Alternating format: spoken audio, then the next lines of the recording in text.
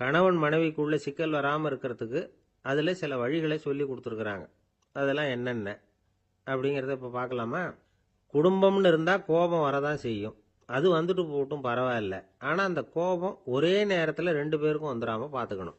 ஒரு சமயத்தில் யாராவது ஒருத்தர் தான் கோபப்படணும், அடுத்தவங்க அமைதியாக இருக்கணும். அதுக்கப்புறம் இவர் அமைதியான உடனே அவங்க ஆரம்பிச்சுக்கலாம். கோபமாக ஏதாவது சொன்னால் உடனே கோபமாக பதில் சொல்லக்கூடாது. கொஞ்சம் பொறுத்து கோபம் தீர்ந்த உடனே அந்த பதிலை சொல்லலாம். அப்போ பதில் கோபமாக இருந்தால் கூட அது அவ்வளோ பெருசாக தெரியாது. அற்ப விஷயத்துக்கெல்லாம் காய்ச்சி மூச்சுன்னு கத்திட்டு இருக்கக்கூடாது. உங்கள் 2 பேருக்குள்ள ஒரு தர்க்கம் ஆரம்பமாயிட்டுதுன்னு வச்சுக்கோங்க. கடுமையாக 2 பேரும் விவாதம் பண்ணுறீங்க.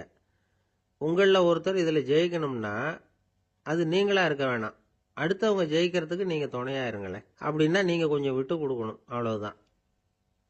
ஏதாவது குத்தம் சொல்லணுமா, செஞ்ச தப்பை சுட்டி காட்டணுமா, விமர்சனம் பண்ணணுமா, பண்ணுங்க, வேணான்னு சொல்லலை. ஆனால் சொன்னதை அப்படி சொல்கிறத கொஞ்சம் அன்பாக இதமாக சொல்லுங்கள். எப்போ நடந்த தவறுகளையெல்லாம் இப்போ போய் மறுபடியும் ஞாபகப்படுத்திகிட்டு இருக்க வேண்டாம். நான் அப்போவே சொன்னேன் இந்த புடவை வேணாம்னு, நீங்கள் தான் கேட்கல, இப்போ பாருங்கள் கிழிஞ்சு போச்சு இப்படின்னு கத்துனாங்க ஒரு அம்மா. எப்போ சொன்னீங்கன்னு கேட்டால் ஒரு 10 வருஷத்துக்கு முன்னாடி தீபாவளி சமயத்தில் அப்படிங்கிறாங்க. அது என்ன இன்னும் அப்படியே புதுசாகவே இருக்கும்? உங்களுக்கு அவர் தான் பெருசு, அவருக்கு நீங்கள் தான் பெருசு. அதை விட இந்த உலகத்தில் வேறு எதுவும் முக்கியம் இல்லைன்னு நினைக்கணும். நீ தான் என்னுடைய உலகம்னு எத்தனை தடவை சொல்லியிருப்பீங்க? அதெல்லாம் வெறும் வசனமாக போயிடக்கூடாது. ஏதாவது ஒரு பிரச்சனையை பற்றி கடுமையாக விவாதம் பண்ணிகிட்டு இருக்கீங்க, அதை அப்படியே பாதியில் விட்டுட்டு படுக்கைக்கு போயிடக்கூடாது. சொச்சத்தை நாளைக்கு பேசிக்கலாம்னு. அப்படி போனால் தூக்கம் வராது. பிரச்சனையை ஒரு முடிவு பண்ணிக்கிட்டு அதுக்கப்புறமா தூங்க போகணும். ஒரு நாளில் ஒரு தடவையாவது உங்கள் ஜோடியை பாராட்டி நல்ல விதமாக கனிவாக ஒரு வார்த்தை சொல்லணும் அப்படின்னு தீர்மானம் பண்ணிங்க. ஏதாவது தப்பு பண்ணிவிட்டீங்கன்னா பரவாயில்ல, அதை ஒத்துக்கிறதுக்கும் மன்னிப்பு கேட்கறதுக்கும் தயாராக இருக்கணும். அது ஒன்றும் கேவலம் கிடையாது. வீட்டுக்குள்ளே தானே கேட்க போகிறீங்க, வெளியில் யாருக்கு தெரிய போகுதோ? எப்படியோ உங்களுக்குள்ள ஒரு சமரசம் ஆனால் சரிதான். ஒரு தகராறுன்னு எடுத்துக்கிட்டா குறைஞ்சபட்சம் அதுக்கு 2 பேர் தேவை. தனியாகவே உட்காந்துக்கிட்டு நான் இப்போ தகராறு பண்ணிகிட்டு இருக்கிறேன் அப்படின்னு யாரும் சொல்ல முடியாது. 2 பேர் தகராறு பண்ணுறாங்கன்னா பொதுவாக அந்த 2 பேரில் யார் அதிகமாக பேசுகிறாங்களோ அவங்க பேரில் தான் தப்பு இருக்கும். அதை மனசில் வச்சுக்கணும். இதெல்லாம் தான் அந்த புத்தகத்தில் போட்டிருக்கிற வழிமுறைகள். இவ்வளவும் சரியாக வரலைன்னா அப்புறமா சொல்லுங்கள், வேறு புத்தகம் ஏதாவது இருக்கான்னு தேடுவோம். இந்த உலகத்தில் எவ்வளவோ உயிரினங்கள் இருக்குது. ஒவ்வொன்றும் ஒவ்வொரு விதமாக சண்டை போடுது. இப்போ 2 மாடு சண்டை போட்டுக்குதுன்னு வச்சுக்கோங்க, என்ன பண்ணும்? 2 முட்டிக்கும். அதுக்கு சண்டை போடுறதுக்கு ஆயுதமாக உபயோகப்படுறது அதோட கொம்பு. 2 சேவல் சண்டை போட்டுக்குதுன்னு வச்சுக்கோங்க, அதுக்கு ஆயுதமாக உபயோகப்படுறது அதோட கால் நகம். காலால் தான் அது ஒன்றோட ஒன்று சண்டை போட்டுக்கும். ஆனால் 2 மனுஷன் சண்டை போட்டுக்கிறான்னு வச்சுக்கோங்க, இவன் இன்னதை தான் ஆயுதமாக உபயோகப்படுத்துவான்னு குறிப்பிட்டு சொல்ல முடியாது. கல்லை எடுப்பான், கத்தி எடுப்பான், துப்பாக்கி எடுப்பான், என்ன வேணாலும் பண்ணுவான். வாயால் திட்டுவான், கையால் அடிப்பான், காலால் உதைப்பான், சகலகலா வல்லவன். விலங்குகள்லாம் பொதுவாக வாயை சாப்பிட்றதுக்கு மட்டும்தான் உபயோகப்படுத்துது. ஆனால் இவனுக்கு சாப்பிட்றதுக்கும் அதுதான், சாப்பிட்டு விட்டு திட்டுறதுக்கும் அதுதான். ஆனால் ஒரு விஷயத்தில் மட்டும் கெட்டிக்கிறேன். அதாவது நாம் சண்டை போட்டுக்கிட்டாலும் பரவாயில்லை, கோழிகள் சண்டை போடாமல் இருக்கணும் அப்படின்னு ஆசைப்படுறான். எதுக்காக? கோழிகள் சண்டை போடாமல் இருந்தால் நிறைய முட்டைகள் போடுமா, அதுக்காக தான் இந்த அக்கறை. கோழி பண்ணை வச்சிருக்கிறவங்களுக்கு இது ஒரு பெரிய பிரச்சனை. அதாவது பண்ணையில் இருக்கிற கோழிகளுக்குள்ள அடிக்கடி சண்டை வந்துடும். அதனால் முட்டை உற்பத்தி குறைஞ்சிரும். சரி, இதுக்கு என்ன பண்ணுறது? பண்ணையில் போய் உட்காந்துக்கிட்டு தினமும் பஞ்சாயத்து பேசிகிட்டு இருக்க முடியுமா? அமெரிக்காவில் கோழி பண்ணை வச்சிருக்கிற ஒருத்தர் இதை பற்றி யோசனை பண்ணி பார்த்தாராம். ஒரு வழியையும் கண்டுபிடிச்சிருக்கார். கோழிக்கெல்லாம் மூக்கு கண்ணாடி மாட்டி விட்டுட்டோம்னா அது சண்டை போடுற குணம் குறைஞ்சிரும், முட்டை அதிகமாகிடும். அந்த கண்ணாடியில் உள்ள லென்ஸு சிவப்பு நிறத்தில் இருக்கணும், அவ்வளவுதான் அப்படின்னு அவர் கண்டுபிடிச்சாராம். இது ஏற்கனவே நடைமுறையில் கண்டுபிடிக்கப்பட்ட ஒரு விஷயம். ஆனால் எல்லா கோழிக்கும் சிவப்பு மூக்கு கண்ணாடி எப்படி மாட்டி விடுறது? அப்படியே மாட்டி விட்டாலும் அது நழுவாமல் இருக்கணுமே. இப்போ நாமெல்லாம் நடு விரலால் மூக்கு கண்ணாடி நடுவில் தொட்டு அப்படி ஸ்டைலாக சரி பண்ணிக்கிறோம். அது மாதிரி கோழி எப்படி சரி பண்ணிக்கும்? இதுதான் பிரச்சனை. இதுக்கு அவர் என்ன வழி கண்டுபிடிச்சாருன்னா, கோழிக்கெல்லாம் மூக்கு கண்ணாடிக்கு பதிலாக விழியொட்டு வில்லைகள், கான்டாக்ட் லென்ஸ், அதை பொருத்தி விட்டா என்ன அப்படின்னு யோசனை பண்ணார். அதே மாதிரி பண்ணார். அதே மாதிரி செஞ்சு பார்த்தார், வெற்றி. அதுக்கப்புறம் கோழியெல்லாம் சண்டை போட்டுக்கலையாம், சமாதான பிரியர்கள் ஆகிட்டு தான். கோழிகளுக்கு இயல்பாகவே சண்டை போடுற குணம் உண்டு.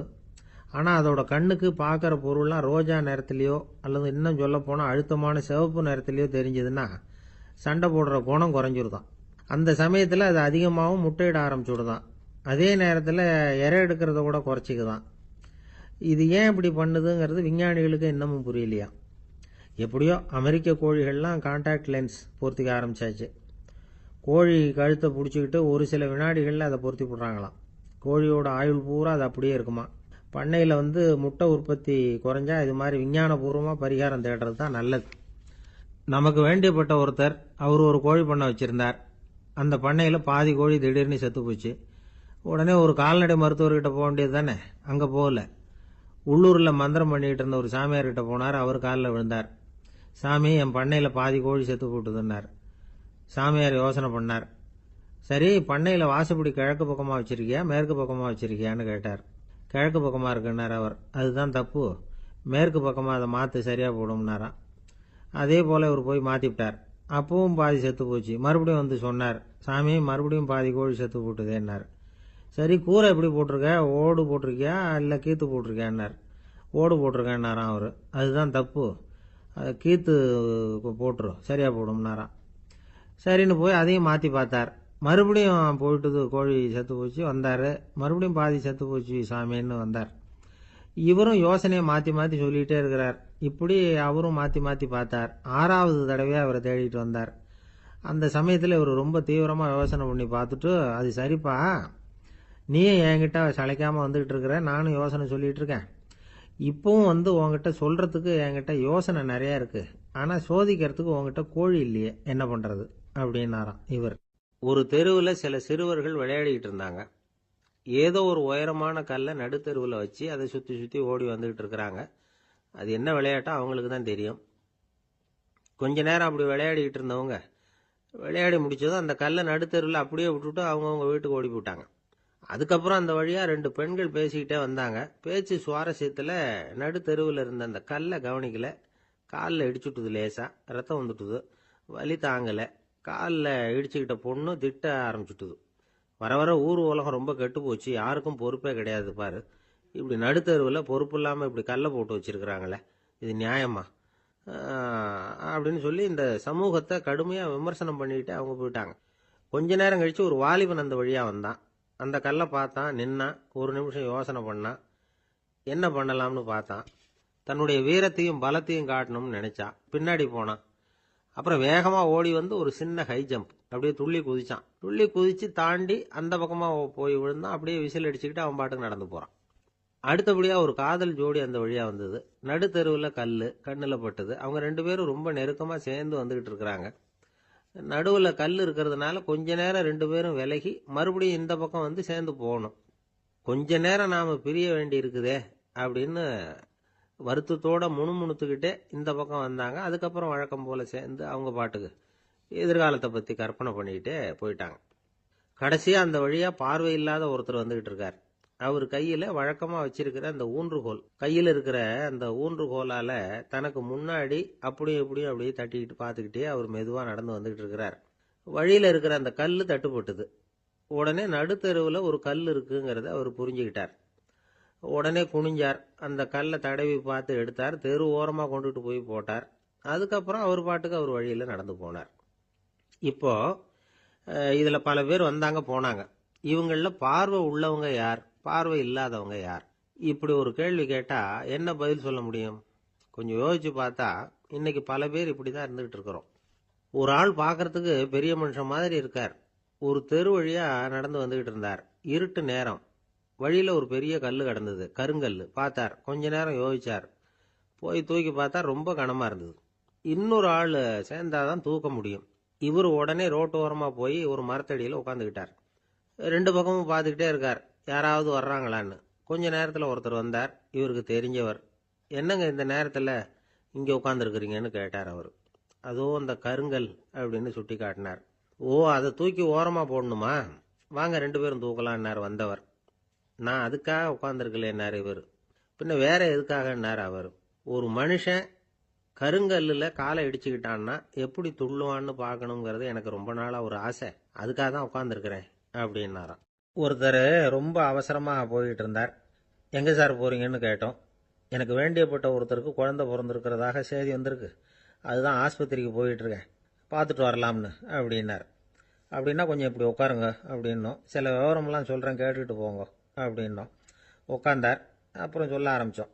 புதுசாக பிறந்திருக்கிற ஒரு குழந்தைய பார்க்க போகிறதுன்னா அது சாதாரண விஷயம் இல்லை. அதில் ரொம்பவும் கவனமாக நடந்துக்கணும். புது குழந்தைக்கு நோய் சுலபமாக தொற்றும். முக்கியமாக காற்று மூலமாக பரவுகிற நோய்கள் சுலபமாக வந்துடும்.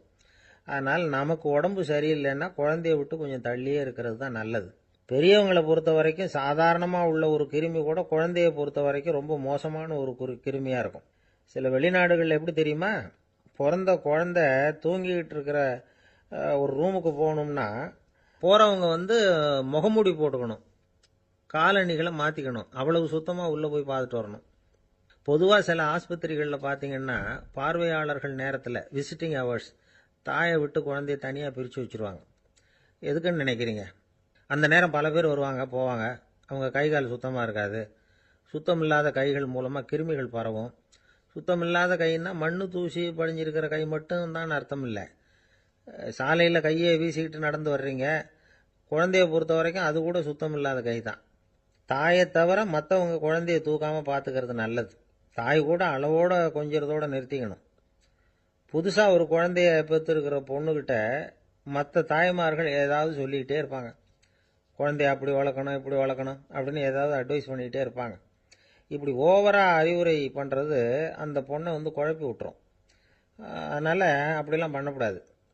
அந்த பெண்ணே ஏதாவது கேட்டால் கூட டாக்டர் சொல்ல வேண்டிய விவரங்களை எல்லாம் நாமே சொல்லிகிட்டு இருக்கக்கூடாது. புதுசாக பிறந்திருக்கிற குழந்தைய மட்டும்தான் இப்படி பார்க்கணும்னு இல்லை. ஒரு நோயாளி குழந்தைய பார்க்க போகிறதுனா கூட ரொம்ப எச்சரிக்கையாக தான் நடந்துக்கணும். ஒரு தின்பண்டமோ விளையாட்டு சாமானோ அந்த குழந்தைக்கு நாம் வாங்கிட்டு போகிறதா வச்சுக்குவோம். அதை நேராக கொண்டுகிட்டு போய் அந்த குழந்தைகிட்டே கொடுக்கக்கூடாது. அதோட அப்பா அம்மாக்கிட்ட ரகசியமாக கொடுக்கலாம். அவங்க முடிவு பண்ணட்டும் குழந்தைகிட்ட அதை கொடுக்கலாமா வேண்டாமாங்கிறத. அவங்களுக்கு தான் தெரியும் அதோட மனசும் உடம்பும். உங்கள் அக்கறையை காட்டுறதா நினச்சிக்கிட்டு குழந்தை வாயில் எதையும் கொண்டுட்டு போய் போடாதீங்க. போகிறப்போ உங்கள் வீட்டு குழந்தையும் அழைச்சிட்டு போகாதீங்க. இது நோயை வாங்கிட்டு வந்துடும், அல்லது புதுசாக ஒரு நோயை அதுகிட்ட கொடுத்துட்டு வந்துடும். என்னதான் உங்களுக்கு பழக்கமான குழந்தையா இருந்தால் கூட அதுக்கு விருப்பம் இல்லைன்னா பேசக்கூடாது. அங்கே போய் அவங்க பள்ளிக்கூடத்தை ஞாபகப்படுத்திகிட்டு இருக்கக்கூடாது. நோயில் இருக்கிறப்ப ஸ்கூலை பற்றி பேச அது விரும்பாது. ஆஸ்பத்திரியை விட்டு வெளியில் புறப்படுறப்போ குழந்தைகிட்ட சொல்லணும்னு அவசியம் இல்லை. அதோட அப்பா அம்மா கிட்ட சொல்லிவிட்டு புறப்பட்டா போதும். குழந்தை கோபிச்சிக்காது. சமூக சம்பிரதாயத்தை பற்றி அது கவலைப்படுறதில்லை. இப்படி எல்லா விவரமும் நம்ம எதிரில் உட்காந்துருந்தவங்க கிட்ட சொல்லி முடித்தோம். ரொம்ப நன்றி சார் அப்படின்னு சொல்லிவிட்டு அவர் புறப்பட்டார். குழந்தைங்க கொஞ்சம் வளர்கிற வரைக்கும் தான் நாம் எச்சரிக்கையாக இருக்கணும்னு இல்லை, வளர்ந்த பிறகு இன்னும் எச்சரிக்கையாக இருக்கணும். ஒரு பையன் பள்ளிக்கூடத்துலேருந்து திரும்பி வீட்டுக்கு வந்தான். முகம் பூரா நகத்தால் கீறி இருந்தது. அப்பா பார்த்து பயந்துட்டார். யாருடா உன்னை இப்படி பண்ணது அப்படின்னார். என் கூட படிக்கிற இன்னொரு பையன்னா. நாளைக்கு உன் கூட பள்ளிக்கூடத்துக்கு வர்றேன், நீ எனக்கு அவனை அடையாளம் காட்ட முடியுமான்னார். அது ரொம்ப சுலபம் நான் பையன். எப்படின்னார் அப்பா. அவன் காதில் ஒன்றை கையோடு எடுத்துகிட்டு வந்திருக்கிறேன், இதோ என் பையில தான் வச்சுருக்கேன் அப்படிங்கிறான் அந்த பையன். ஒருத்தர் இருக்கார், நல்ல உத்தியோகத்தில் தான் இருக்கிறார். ஆனால் எப்போ பார்த்தாலும் முகத்தை வெறுப்பாக வச்சுருப்பார். அப்படியே வருவார் போவார். ஏன் சார் இப்படி இருக்கிறீங்க அப்படின்னு விசாரித்தோம். ஏன்டா இந்த வேலைக்கு வந்தோம்னு இருக்கு சார் அப்படின்னார். உங்கள் வேலை உங்களுக்கு பிடிக்கலையா அப்படின்னு கேட்டோம். இல்லைன்னார். இப்படிப்பட்டவங்க வெற்றிகரமான வாழ்க்கை வாழ முடியாது. இது நிபுணர்கள் கருத்து. வேலையை நேசிக்க தெரிந்தவர்கள் வெற்றி பெறுவார்கள் அப்படிங்கிறாங்க அவங்க. எந்த துறையாக இருந்தாலும் சரி, அந்த துறையில் வெற்றிகரமாக இருக்கிறவங்கள விசாரித்து பாருங்கள். எனக்கு என்னுடைய வேலை ரொம்ப பிடிக்கும் அப்படின்னு சொல்கிறவங்களாக தான் இருப்பாங்க. அப்படி இருந்தால் தான் அது வெற்றிகரமாக இருக்க முடியுது அவங்களால. ஒருத்தனுக்கு பிடித்தமான பொழுதுபோக்கே அவனுடைய தொழிலாக இருந்துட்டுதுன்னா அவனை மாதிரி கொடுத்து வச்சவன் வேற யாரும் இல்லை அப்படிங்கிறார் பெர்னாட் ஷா. ஒரு தடவை மன்னர் ஹுமாயூன் உயிரை தண்ணீர் முண்டு ஊற்றுகிற தொழிலாளி ஒருத்தர் காப்பாற்றினாராம் அந்த ஹுமாயூன் உயிரை. உடனே மன்னர் கேட்டிருக்கார், உனக்கு என்ன வேணும்னாலும் கேளு தரேன், உயர் பதவி வேணுமா அப்படின்னு கேட்டாராம். மன்னா, மக்களின் தாகம் தீர்க்கக்கூடிய இந்த பணியை விட உயர்ந்தது உண்டா அப்படின்னாராம் அந்த தொழிலாளி. அவரால் அவருடைய வேலையை நேசிக்க முடிஞ்சுது, அதனால் மகிழ்ச்சியாக இருக்க முடிஞ்சுது. நாமெல்லாம் அப்படி இல்லை. வேலை கிடைக்கிற வரைக்கும் கிடைச்சா போதும் அப்படின்னு இருக்கோம். கிடைச்சதுக்கப்புறம் ஏன்டா இந்த வேலைக்கு வந்தோம்னு ரொம்பவும் அழுத்துக்குவோம். சரி, நாம் இருக்கிற இடத்துல நாம் வெற்றிகரமாக இருக்க வழி உண்டா அப்படின்னா உண்டுன்னு சொல்கிறாங்க. அதாவது மன இயல் நிபுணர்கள் இருக்கிறாங்க இல்லையா, அவங்க அதுக்கு முக்கியமாக 6 வழிகள் சொல்கிறாங்க. நீங்கள் ஒரு அலுவலகத்தில் வேலை பார்க்குறவரா அப்படின்னா இதை கேளுங்க. அதாவது உங்கள் மேலதிகாரி எதிர்பார்ப்புக்கு தகுந்த மாதிரி உங்கள் வேலை இருக்குதா? அப்படி இல்லைன்னா முதல்ல உங்கள் வேலையின் தரம் உயரணும். உங்களுக்கு மேலே கீழே வேலை பார்க்குற பணியாளர்கள்கிட்ட நல்ல விதமாக பழகுறீங்களா? அந்த உறவு முறையில் ஏதாவது குறை இருந்தால் அதை கண்டுபிடிச்சி சரி பண்ணுங்க. நம்பிக்கைக்கு உரியவர் அப்படின்னு நீங்கள் பேர் எடுக்கணும். நீங்கள் எடுக்கிற முடிவு நல்ல முடிவாக தான் இருக்கும் அப்படின்னு அடுத்தவங்க சொல்லணும். உங்கள் தோற்றத்துக்கு முக்கியத்துவம் கொடுங்க. இது மனம் உடல் ரெண்டும் சம்பந்தப்பட்டது. அதனால் மனசையும் ஆரோக்கியமாக வச்சுருக்கணும், உடம்பையும் ஆரோக்கியமாக வச்சுருக்கணும். உங்களுடைய நிர்வாகம் செயல்படுற விதத்தை நல்லா புரிஞ்சு வச்சுக்கணும். உங்களுடைய நிர்வாகம் இப்போ ஒரு காரியம் செய்யுதுன்னு வச்சுங்க, ஏன் அப்படி செய்யுது, எதுக்காக அப்படி செய்யுது, அதனுடைய குறிக்கோள் என்ன, அது நீடிக்கிறதுக்கு காரணம் என்ன, இதையெல்லாம் தெரிஞ்சுக்கணும். சிரிப்புக்கு வஞ்சகம் பண்ணக்கூடாது. நல்லா சிரிக்கணும், அப்போ தான் அது திரும்ப கிடைக்கும். கடந்த கால தோல்வியை பற்றி கவலைப்படக்கூடாது. முதலாளி விருப்பம் தெரிஞ்சு நடந்துக்கிறது நல்லது தான். அதுக்காக காக்கா பிடிக்கணுங்கிற அவசியம் இல்லை. உங்களுக்கு ஒரு பொறுப்பான வேலை கிடைக்குது, உடனே சத்தம் குழப்பம் அப்படின்னு சூழ்நிலையை இறுக்கமாக ஆக்கிடக்கூடாது. எந்த சூழலையும் இயல்பாக கையாளக்கூடியவர் அப்படிங்கிறத காட்டணும். இதெல்லாம் உங்கள் துறையில் நீங்கள் வெற்றி பெற நிபுணர்கள் சொல்கிற யோசனைகள். இவ்வளவு விவரமும் சொல்லிவிட்டு ஒருத்தரை பார்த்து கேட்டோம், இப்போ சொல்லுங்க, நீங்கள் செய்கிற வேலை உங்களுக்கு பிடிச்சிருக்குதா அப்படின்னோம். ரொம்ப ரொம்ப பிடிச்சிருக்குது அப்படின்னார். சரி, என்ன செஞ்சிட்டு இருக்கிறீங்க அப்படின்னு கேட்டோம். சும்மா தான் இருக்கிறேன் அப்படின்னார். அமெரிக்க ஜனாதிபதி ஆப்ரஹாம் லிங்கன் ஒரு நாள் தன்னோட கோச்சு வண்டியில் தலைநகரான வாஷிங்டனுக்கு போயிட்டு இருக்கிறார். கோச்சு வண்டி ஒரு சாலையில் போயிட்டு இருக்கு. அந்த சாலைக்கு ஒரு பக்கத்தில் பயங்கரமான சதுப்பு நிலம். சதுப்பு நிலம்னா அது புதைகுழி, புதை மணல்ங்கிறோம்ல, அது மாதிரி. அந்த சதுப்பு நிலத்தில் யாராவது மாட்டிக்கிட்டா அவ்வளவுதான், ஆளை கொஞ்சம் கொஞ்சமாக உள்ள அமுக்கிவிடும். தப்பிச்சு கரையேறது கஷ்டம். அப்படிப்பட்ட நிலம் அது.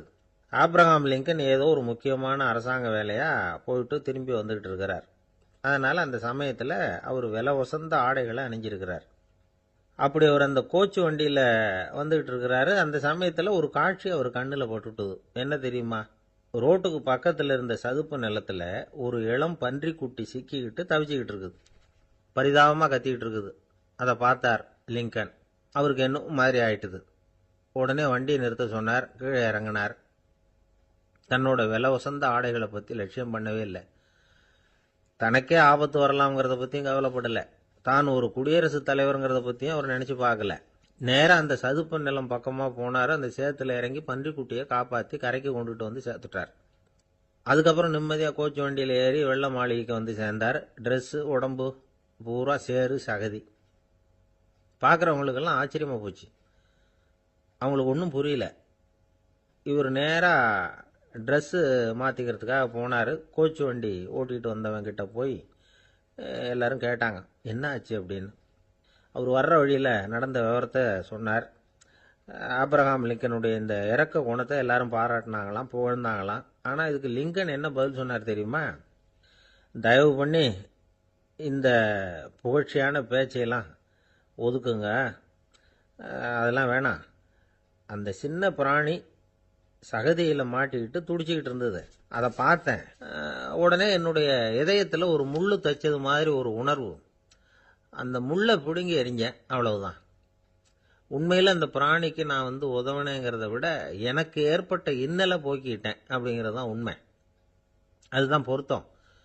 அப்படி இருக்கிறப்போ இதில் புகழறதுக்கு என்ன இருக்குது அப்படின்னார் ஆப்ரஹாம் லிங்கன். எவ்வளவு யதார்த்தமான வார்த்தைகள் பாருங்க. இந்த காலத்தில் நம்மளையும் பல பேர் அப்படி உண்டு. நீச்சல் தெரியாத ஒரு ஆள் தண்ணியில் இறங்கிட்டான். தண்ணி ஆழம்ங்கிறது அப்புறமா தான் தெரிஞ்சுது. தத்தளிக்க ஆரம்பிச்சுட்டான். வாழ் வாழ்னு கத்துறான். கரையில் நின்றுட்டு இருந்த ஒருத்தர் இதை பார்த்தார். உடனே அவருக்கு இதயத்தில் முள்ளு தைச்சது மாதிரி ஒரு உணர்வு.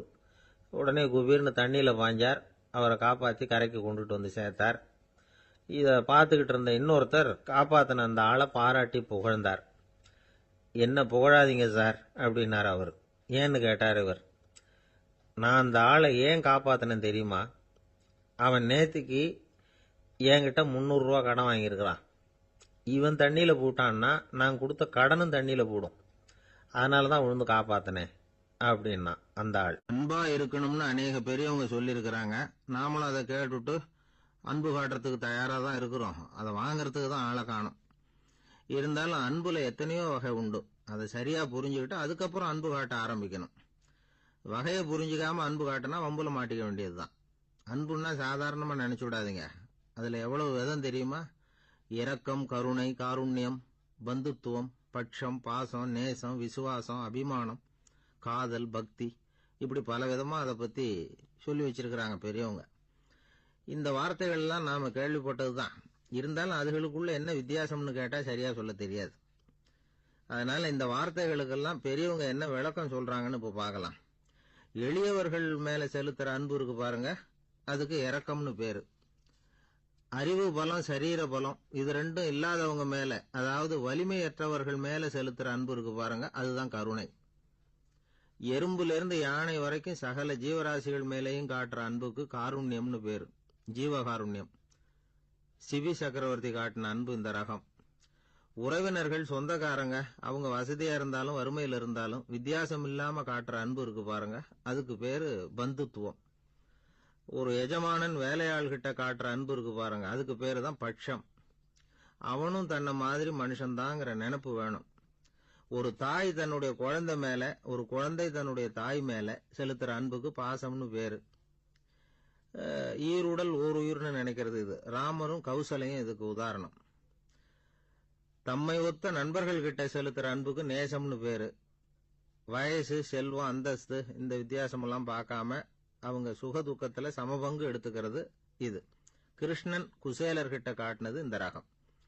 வேலை செய்யறவன் முதலாளி கிட்ட காட்டுற அன்புக்கு விசுவாசம்னு பேரு. தேசத்து மேலையும் தாய்மொழி பேர்லையும் செலுத்துற அன்புக்கு அபிமானம்னு பேரு. தேசாபிமானம்னு சொல்றமே இதுதான். ஒரு கணவன் மனைவி பேர்ல காட்டுற அன்புக்கு காதல்னு பேரு. கடவுள் பேர்ல செலுத்துற அன்புக்கு பக்தின்னு பேரு.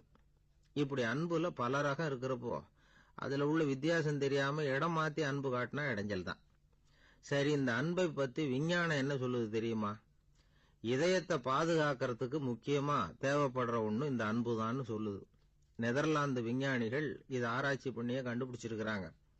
கொஞ்சம் முயல் குட்டிகளை 2 பிரிவா பிரிச்சாங்க. 2 குரூப்புக்கும் கொழுப்பு அதிகமா உள்ள ஆகாரத்தையே கொடுத்துட்டு வந்தாங்க. ஆனா ஒரு குரூப்புக்கு வெறுமன ஆகாரத்தை கொடுத்ததோட சரி, இன்னொரு குரூப் முயல்களுக்கு ஆகாரம் கொடுத்ததோட நிறுத்திக்கல. அதுக்கு முன்னாடி கூண்டுகளை திறந்து விட்டு முயல்களை கொஞ்ச நேரம் எடுத்து கொஞ்சி விட்டு அதுக்கப்புறமா ஆகாரம் கொடுத்தாராம் ஆராய்ச்சியாளர். இந்த குரூப்புக்கு இதய பாதிப்பு 60% குறைச்சலா இருந்துதான். சில நோயாளிகளுக்கு ஹார்ட் அட்டாக் வந்தாலும் அதை தாங்கிக்கிட்டு குணமாகிற சக்தி அதிகமா இருக்குது. இது எப்படின்னு ஆராய்ச்சி பண்ணி பார்த்திருக்கிறாங்க. அவங்க எல்லாம் மனைவி தன் பேர்ல ரொம்ப அன்பா இருக்கிறதாக நினைக்கிறவங்களா இருக்கிறாங்களாம். இதய நோயாளிகள் பல பேரை சந்திச்சு இதய நோய் ஏற்பட என்ன காரணம்னு கேட்டிருக்கிறாங்க. அவங்க சொன்ன காரணம்லாம் சாப்பாடு சம்பந்தமா இல்லையா, மனைவி அன்பா இல்ல, இப்படிப்பட்ட காரணத்தை தான் சொல்றாங்களாம்.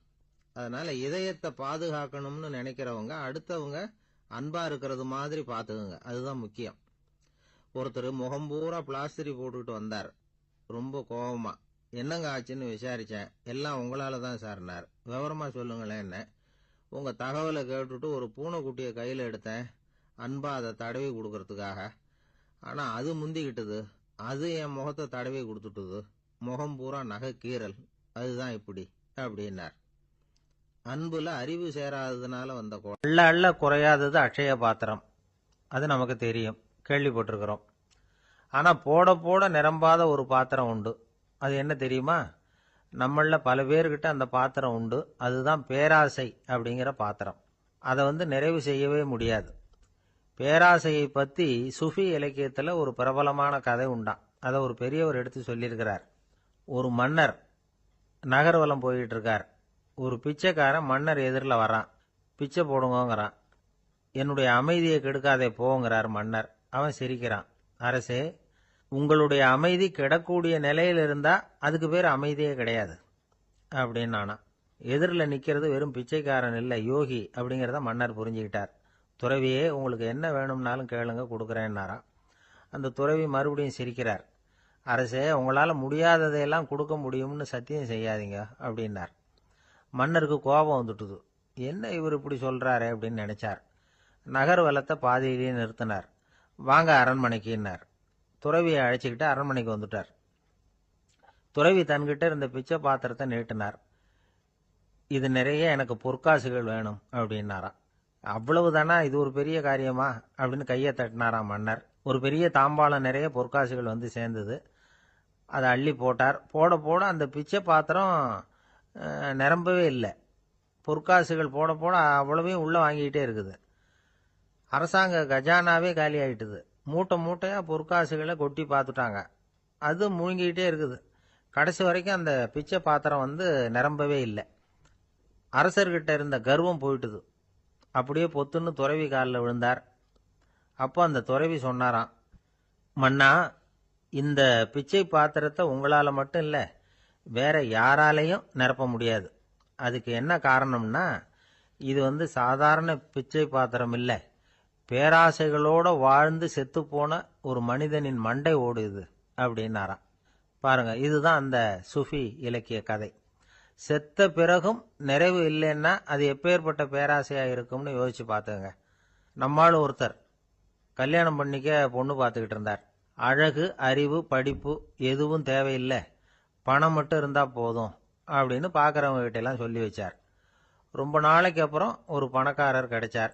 அவர் சொன்னார், இதை பாருங்க, எனக்கு 20 வயசுல ஒரு மகள், அவளை நீங்க கல்யாணம் பண்ணிக்கிட்டா 2 லட்சம் பணம் கொடுப்பேன். 25 வயசுல ஒரு பொண்ணு, அவளை கல்யாணம் பண்ணிக்கிட்டா 2.5 லட்சம் தருவேன். 30 வயசுல ஒரு பொண்ணு இருக்கா, அவளை கல்யாணம் பண்ணிக்கிட்டா 3 லட்சம் தருவேன். என்ன சொல்ற அப்படின்னாராம். இவன் கொஞ்ச நேரம் யோசிச்சு பார்த்துருக்கான். அதுக்கப்புறம் மெதுவாக அவரை நிமிர்ந்து பார்த்து, ஏன் சார், உங்ககிட்ட 50 வயசுல ஏதாவது பொண்ணு இருக்கா அப்படின்னு கேட்டானா. ஒருத்தர் சிகரெட்டும் கையுமா வந்தார். சார், இந்த புகைப்பிடிக்கிற பழக்கத்தை நிறுத்தி போடணும்னு தான் பார்க்கற முடியலன்னார். புகைப்பிடிக்கிறத நிறுத்துறது ரொம்ப சுலபம் சார் அப்படின்னார் இன்னொருத்தர். எப்படி சொல்றீங்கன்னு கேட்டார் அவர். நான் கூட ஏற்கனவே 10 தடவை அந்த பழக்கத்தை நிறுத்தி இருக்கிறேன் சார் அப்படின்னார் இவர். இதுல இருந்து என்ன தெரியுது? புகைப்பழக்கத்தை திடீர்னு விட்டு விடுறதுங்கிறது ரொம்ப கஷ்டம்னு தெரியுது. இருந்தாலும் இது சம்பந்தமான ஆராய்ச்சி, அனுபவம், இது ரெண்டையும் அடிப்படையா வச்சு சில வழிமுறைகளை சொல்றாங்க. அதாவது புகைப்பிடிக்கிறத நிறுத்துறதுக்கு 10 வழிகள் உண்டு அப்படின்னு சொல்றாங்க. அது என்னங்கிறத தெரிஞ்சுக்கிட்டா உபயோகப்படுதான்னு பார்க்கலாமே. முதல் கருத்து என்னன்னா, கொஞ்ச நாளைக்கு புகைப்பிடிக்கிற நண்பர்களை விட்டு விலகி இருக்கணும். இதனால புகைப்பிடிக்கிற ஆசை குறையும். அந்த பழக்கத்தை மறுபடியும் ஆரம்பிக்கப்படாதுங்கிற எண்ணம் உறுதிப்படும். 2வது கருத்து, புகைப்பிடிக்கிறதை எதிர்த்து தீவிரமா பிரச்சாரம் செய்ய ஆரம்பிச்சிடணும். அது அடுத்தவங்களுக்கும் உபயோகப்படும், உங்களுக்கும் உபயோகப்படும். உங்க உள்ளுணர்வை அது தூண்டும், உங்களை வந்து உறுதி கொள்ள வைக்கும். 3வது கருத்து என்னன்னா, தினமும் 2 தடவை குளிக்கணும். எப்படி தெரியுமா? முதல்ல வெது வெதுப்பான தண்ணீர், அப்புறம் குளிர்ந்த தண்ணீர், இப்படி மாறி மாறி குளிக்கணுமா. 4வது கருத்து, உடற்பயிற்சிகள் செய்யணும். மூச்சு வாங்குற மாதிரியான பயிற்சிகள் ரொம்ப நல்லதான். பிராணாயாமம் அப்படிங்கிற மூச்சு பயிற்சி ரொம்ப நல்லதுங்கிறாங்க. அப்புறம் 5வது கருத்து, சாப்பாடு வந்து மிதமா இருக்கணும், சீரா இருக்கணும். பச்சை காய்கறிகள், பழங்கள் சாப்பாட்டில் சேர்த்துக்கலாம். அடிக்கடி கொஞ்சம் கொஞ்சமா சாப்பிட்டு ரத்தத்தில் சர்க்கரையின் அளவை பராமரிக்கணும். இது வந்து நரம்புகளை வந்து அமைதிப்படுத்தும். 6வது கருத்து என்னன்னா, ரொம்ப நேரம் பசியோடு இருக்கக்கூடாது. புகைப்பிடிக்கிறத நிறுத்த முயற்சி செய்யும் பொழுது எடை குறைப்பு நடவடிக்கைகளை மேற்கொள்ளக்கூடாது. 7வது கருத்து, காப்பி, தேநீர், மதுபானம், அப்புறம் போதைப் பொருள்கள் கலந்த உணவுகள் இதெல்லாம் வேணாம். புகைப்பிடிக்கிறத அதெல்லாம் ஊக்கப்படுத்தும். கடுகு, மிளகு, அப்புறம் காரமான பொருள்களை தவிர்க்கணும். உப்பு அளவை குறைக்கணும். தினமும் 10 குவளை தண்ணீராவது குடிக்கணும். வெறும் தண்ணி புகைப்பிடிக்கிற ஆவலை வந்து தணிக்குதான். 8வது கருத்து, கையில் வந்து சிகரெட்டு, புகையில ஏதாவது இருந்தால் உடனே தூக்கி எறிஞ்சிருங்க. அது கையில் இருக்கிற வரைக்கும் புகைப்பிடிக்கிற ஆசை வந்துக்கிட்டே இருக்கும். 9வது கருத்து என்னன்னா, இறை நம்பிக்கை உள்ளவங்க புகைப்பிடிக்கிற எண்ணம் வர்றப்போவெல்லாம் பிரார்த்தனை செய்ய ஆரம்பிச்சுடலாம். 10வது கருத்து, உங்களுக்கு ரொம்பவும் வேண்டியவங்க யாரோ அவங்க கிட்ட எல்லாம் நீங்க புகைப்பிடிக்கிறத நிறுத்தி விட்டதா சொல்லிவிடுங்க. இந்த 10 வழிகளையும் கடைபிடிக்க ஆரம்பிச்சுட்டா புகைப்பிடிக்கும் பழக்கத்தை நிறுத்தி விடலாம் அப்படின்னு சொல்றாங்க அனுபவப்பட்டவங்க. முயற்சி பண்ணி பார்க்கலாம். ஒரு முக்கியமான இடத்துல நின்றுகிட்டு இருந்தார் ஒருத்தர். அங்க வந்த இன்னொருத்தர், ஏன் சார், இந்த இடத்துல சிகரெட் பிடிக்கலாமா அப்படின்னு அனுமதி கேட்டார். இந்த இடத்துல சிகரெட் பிடிக்க கூடாதுங்க அப்படின்னாரு இவர். நீங்க இப்படி சொல்றீங்க, ஆனா இந்த இடத்துல கீழே நிறைய சிகரெட் துண்டுகள் கிடக்குதே, அவங்கெல்லாம் யாரு? அவங்கெல்லாம் உங்க மாதிரி என்கிட்ட அனுமதி கேட்காதவங்க அப்படின்னாராம் இவர். என்னுடைய நண்பர் ஒருத்தர் ஆழ்ந்த சிந்தனையில் இருந்தார். என்ன யோசனை பண்ணுறீங்கன்னு கேட்டேன். தலைவர் ஆகணும்னு பார்க்குறேன், அதுதான் என்ன வழின்னு யோசிச்சுக்கிட்டு இருக்கேன்னார். நான் கூட அது மாதிரி யோசித்து பார்த்தேன். அதுக்கப்புறம் அந்த யோசனையை கை விட்டுட்டேன் அப்படின்னோம். ஏன்னு கேட்டார். அதுக்கான தகுதிகள் நமக்கு இல்லைங்கிறது புரியுது. அது நமக்கு புரியறத விட நம்ம விட மற்றவங்களுக்கு நல்லா புரிஞ்சு போச்சு. அதனால் பேசாமல் கம்முன்னு இருந்துடுறது தான் நல்லது அப்படின்னோம். தலைவர் ஆகிறதுக்கு தகுதிகள் வேற உண்டோ அப்படின்னு கேட்டார். அவர் யதார்த்தமாக தான் கேட்குறார். நாங்கள் உடனே எங்ககிட்ட இருந்த ஒரு புஸ்தகத்தை எடுத்து அவர்கிட்ட கொடுத்தோம். படித்து பாருங்கன்னு. தலைவர் ஆகிறதுக்கு என்ன வழி அப்படிங்கிறத பற்றி அதில் போட்டிருக்கிறாங்க. முதல் வழி என்ன தெரியுமா? ஒரு 4 பேர் முன்னாடி இல்லைன்னா ஒரு கூட்டத்துக்கு முன்னாடி நீங்கள் பேச போகிறீங்க. அப்போ எப்படி ஆரம்பிக்கணும்னா, உண்மையான புகழ்ச்சி, நேர்மையான பாராட்டு, இதோடு ஆரம்பிக்கணும். எடுத்ததுமே அது சரியில்லை இது சரியில்லைன்னு பேசிகிட்டு இருக்கக்கூடாது. மக்களை பார்த்து நீங்கள் தான் தப்பு பண்ணிவிட்டீங்க அப்படின்னு நேரடியாக சொல்லக்கூடாது. தவறு இருந்தாலும் அதை மறைமுகமாக ஏதாவது கதை சொல்லி அதிலிருந்து அவங்க புரிஞ்சுக்கிற மாதிரி செய்யணும். அடுத்தவங்க பண்ண தப்பு என்னன்னு அலசறதுக்கு முன்னாடி நீங்கள் பண்ணின தப்பு என்னங்கிறத பற்றியே பேசுங்க. எதுக்கும் நேரடியாக உத்தரவு போட்டுக்கிட்டு இருக்கக்கூடாது. இதை நீங்கள் செய்யணும் அப்படின்னு சொல்கிறதுக்கு பதிலாக நீங்கள் இப்படி செஞ்சால் எப்படி இருக்கும் அப்படின்னு கேள்வி மாதிரி கேட்கணுமா. இப்படி கேட்டால் அது உத்தரவு மாதிரி தெரியாதான். அடுத்தவங்க மரியாதையை காப்பாற்றுறது மாதிரி பேசணுமா. உங்கள் பேச்சு இன்னொருத்தரை அவமானப்படுத்துறது மாதிரி இருக்கக்கூடாதான். ஏண்டா இவங்கிட்ட போய் மாட்டிக்கிட்டோம்னு யாரும் நினச்சிடக்கூடாது. ஒவ்வொரு சின்ன வளர்ச்சியையும் பாராட்டணும். வெற்றி சாதாரணமாக இருந்தாலும் பாராட்டாமல் இருந்துடக்கூடாது. பாராட்டும் பொழுது தாராளமாக இருக்கணும். குறை சொல்லும் பொழுது கவனமாக இருக்கணும். வாய்க்கு வந்தபடி பேசிவிட்டா அதுக்கப்புறம் வகையாக மாட்டிக்கிட்டு முழிக்க வேண்டியிருக்கும். நீங்கள் பேசுறது இன்னொருத்தருக்கு ஒரு கௌரவத்தையும் மரியாதையும் உண்டு பண்ணுறது மாதிரி இருக்கணும். நீங்கள் பேசுறது அடுத்தவங்களுக்கு இருக்கிற கொஞ்ச நெஞ்ச மரியாதையும் எடுத்து விடுறது மாதிரி இருக்கக்கூடாது. உங்கள் பேச்சை கேட்டால் கேட்குறவங்களுக்கு ஒரு ஊக்கம் வரணும், உற்சாகம் வரணும். தவறு எதுவாக இருந்தாலும் அதை சுலபமாக திருத்திக்கலாம், சரி பண்ணிக்கலாங்கிறது மாதிரி இருக்கணும் உங்கள் பேச்சு. அடுத்தவங்களை சந்தோஷப்படுத்துங்க. உங்கள் யோசனையை கேட்டு நடந்துக்கிறதுனால அந்த சந்தோஷம் அவங்களுக்கு கிடைக்கணும். இந்த தகுதியெல்லாம் உங்ககிட்ட இருந்தால் நீங்கள் ஒரு சிறந்த தலைவராகலாம் அப்படின்னு அந்த புஸ்தகத்தில் போட்டிருக்கு. இந்த காலத்தில் தலைவர் ஆகிறதுக்கு வேற சில தகுதிகள்லாம் கூட தேவைப்படுது. ஒரு புள்ள தன்னுடைய அப்பா கிட்ட, அப்பா உன்ன மாதிரியே நானும் அரசியலில் சேரணும், தலைவர் ஆகணும்னு ஆசைப்படுறேன், இன்னையிலேருந்து எனக்கு அரசியல் பாடம் கற்றுக் கொடு அப்படின்னு கேட்டிருக்கான். அவரும் சரின்னு சொல்லிவிட்டு ஒரு பெரிய ஏணியை எடுத்துகிட்டு வந்தாராம். ஒரு செவுத்தில் சாத்தினார். இந்த ஏணியில் ஏறி உயர போய் அங்கே பரன் மேலே இருக்கிற ஒரு புத்தகத்தை எடுத்துகிட்டு வாடான் இருக்கார். மகனை பார்த்து, அப்பா ஏணி ரொம்ப உயரமாக இருக்குது, நீ ஜாக்கிரதையாக இதை பிடிச்சிக்கோ, நான் ஏறி போகிறேன் அப்படின்னு நான் பையன். பயப்படாத, நான் பார்த்துக்கிறேன்னார் அப்பா. பையன் ஏணியில் ஏறினா உச்சிக்கு போனதும் அப்பா கையை எடுத்துட்டார். ஏணி அப்படியே சரிஞ்சுட்டுது. பையன் பொத்துன்னு கீழே விழுந்துட்டான். இடுப்பை பிடிச்சிக்கிட்டே எழுந்திரிச்சான்.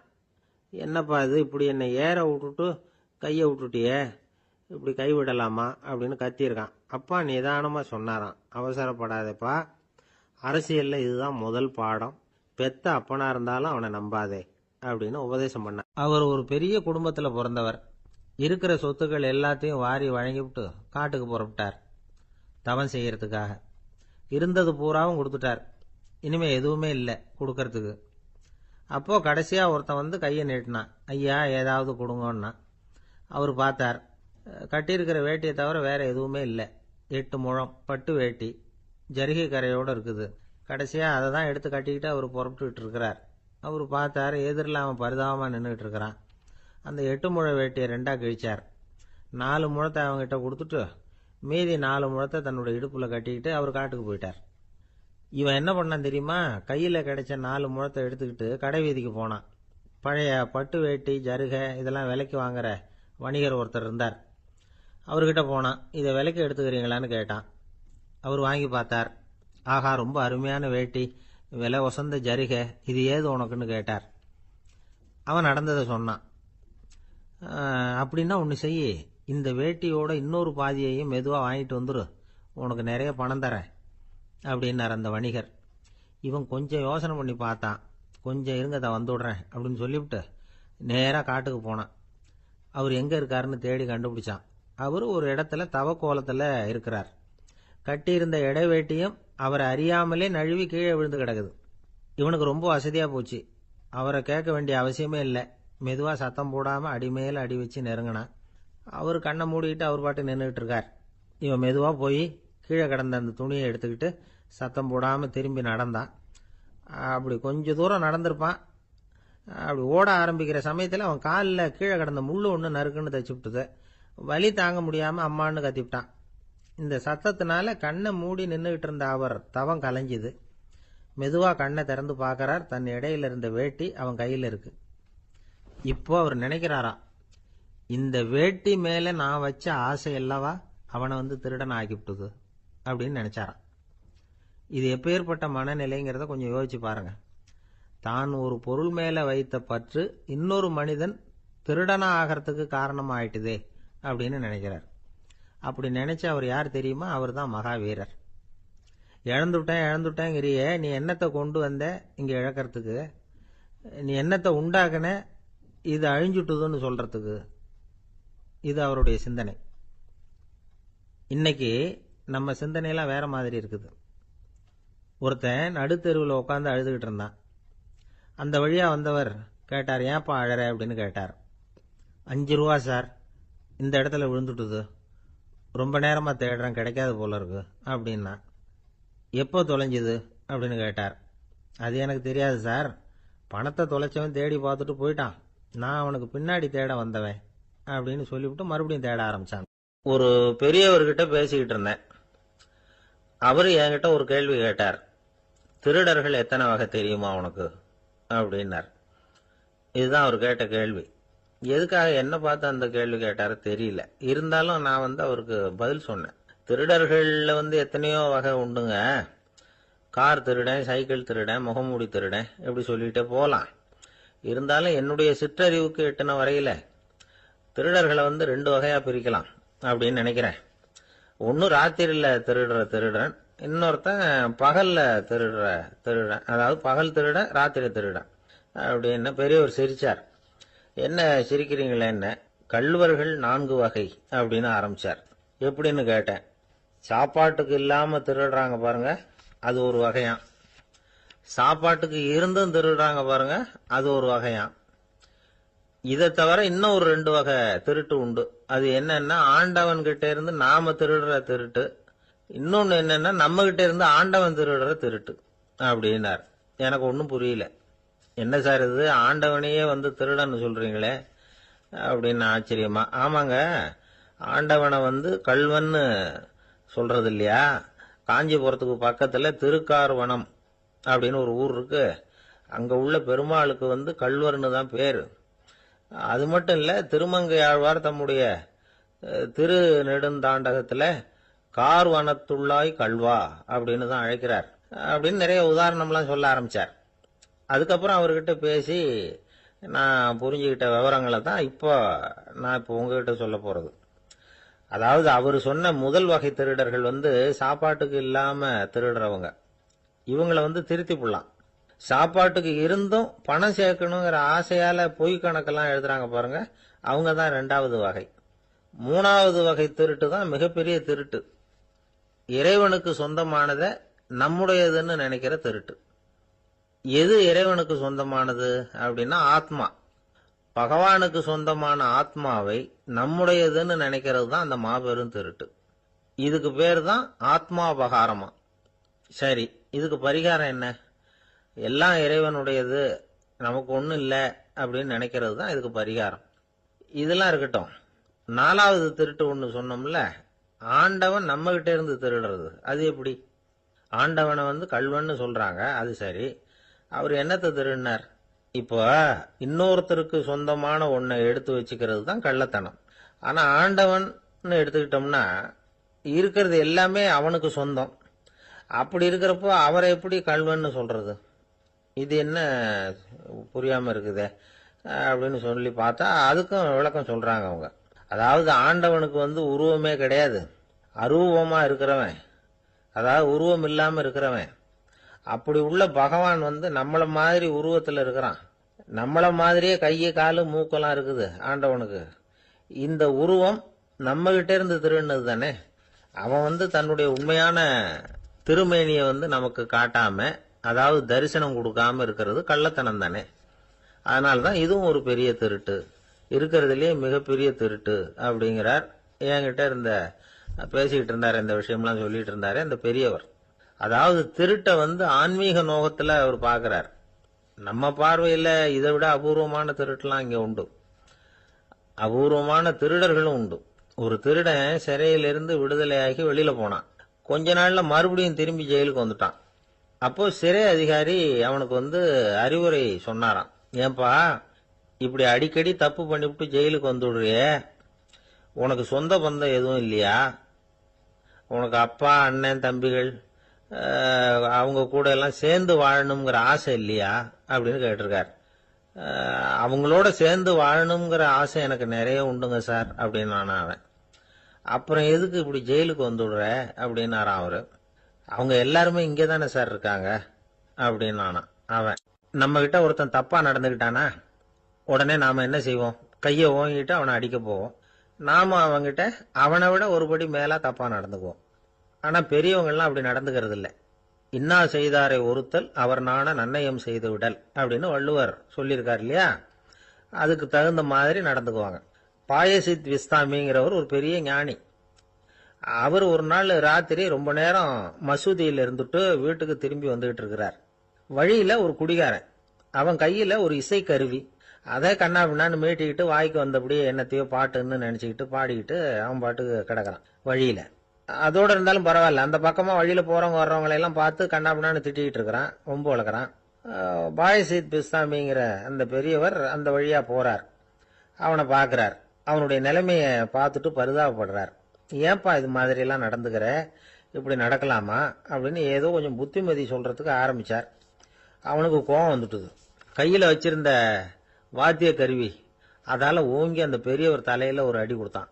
ரத்த காயம் ஏற்பட்டு போச்சு. அவன் கையில இருந்த இசை கருவியும் அடிச்ச வேகத்துல ரெண்டா உடஞ்சு போச்சு. அவ்வளவு வேகமா அடிச்சிருக்கான். இவ்வளவு தூரத்துக்கு நடந்து போச்சுல்ல, அந்த மாபெரும் ஞானி வாயை திறந்து ஒரு வார்த்தை கூட பேசல. பேசாம தலையை பிடிச்சிக்கிட்டு அவர் பாட்டுக்கு போயிட்டார். மறுநாள் அந்த பெரியவர் என்ன பண்ணார் தெரியுமா? கொஞ்சம் இனிப்பு பண்டங்கள், கொஞ்சம் பணம், இது ரெண்டையும் ஒரு ஆள் மூலமா அனுப்பி வச்சார் அந்த குடிகாரனுக்கு. அவனுக்கு ஒன்றும் புரியல. என்ன விவரம்னு விசாரிச்சான். வந்த ஆளு ஒரு கடுதாசியை நீட்டினான். அதுல விவரம் இருந்தது. ஞானி எழுதியிருக்கிறார், இதை பார்ப்பா, உங்களுடைய இசைக்கருவி உடையறதுக்கு என்னுடைய தலை காரணமா ஆயிட்டுது. அதுக்காக நான் ரொம்ப வருத்தப்படுறேன். அதுக்காக தான் பணம் அனுப்பி வச்சிருக்கேன். வேற புதுசா ஒரு இசைக்கருவி வாங்கிக்கோ. அப்புறம் இன்னொரு விஷயம், நேற்றுக்கு ராத்திரி என்கிட்ட ஏகப்பட்ட கசப்பான வார்த்தைகளை பேசினேன். இதோட அனுப்பி இருக்கிற இனிப்பு பண்டங்களை சாப்பிட்டு உன்னுடைய நாவல உள்ள கசப்பை மாத்திக்கோ அப்படின்னு அதுல எழுதப்பட்டிருந்தது.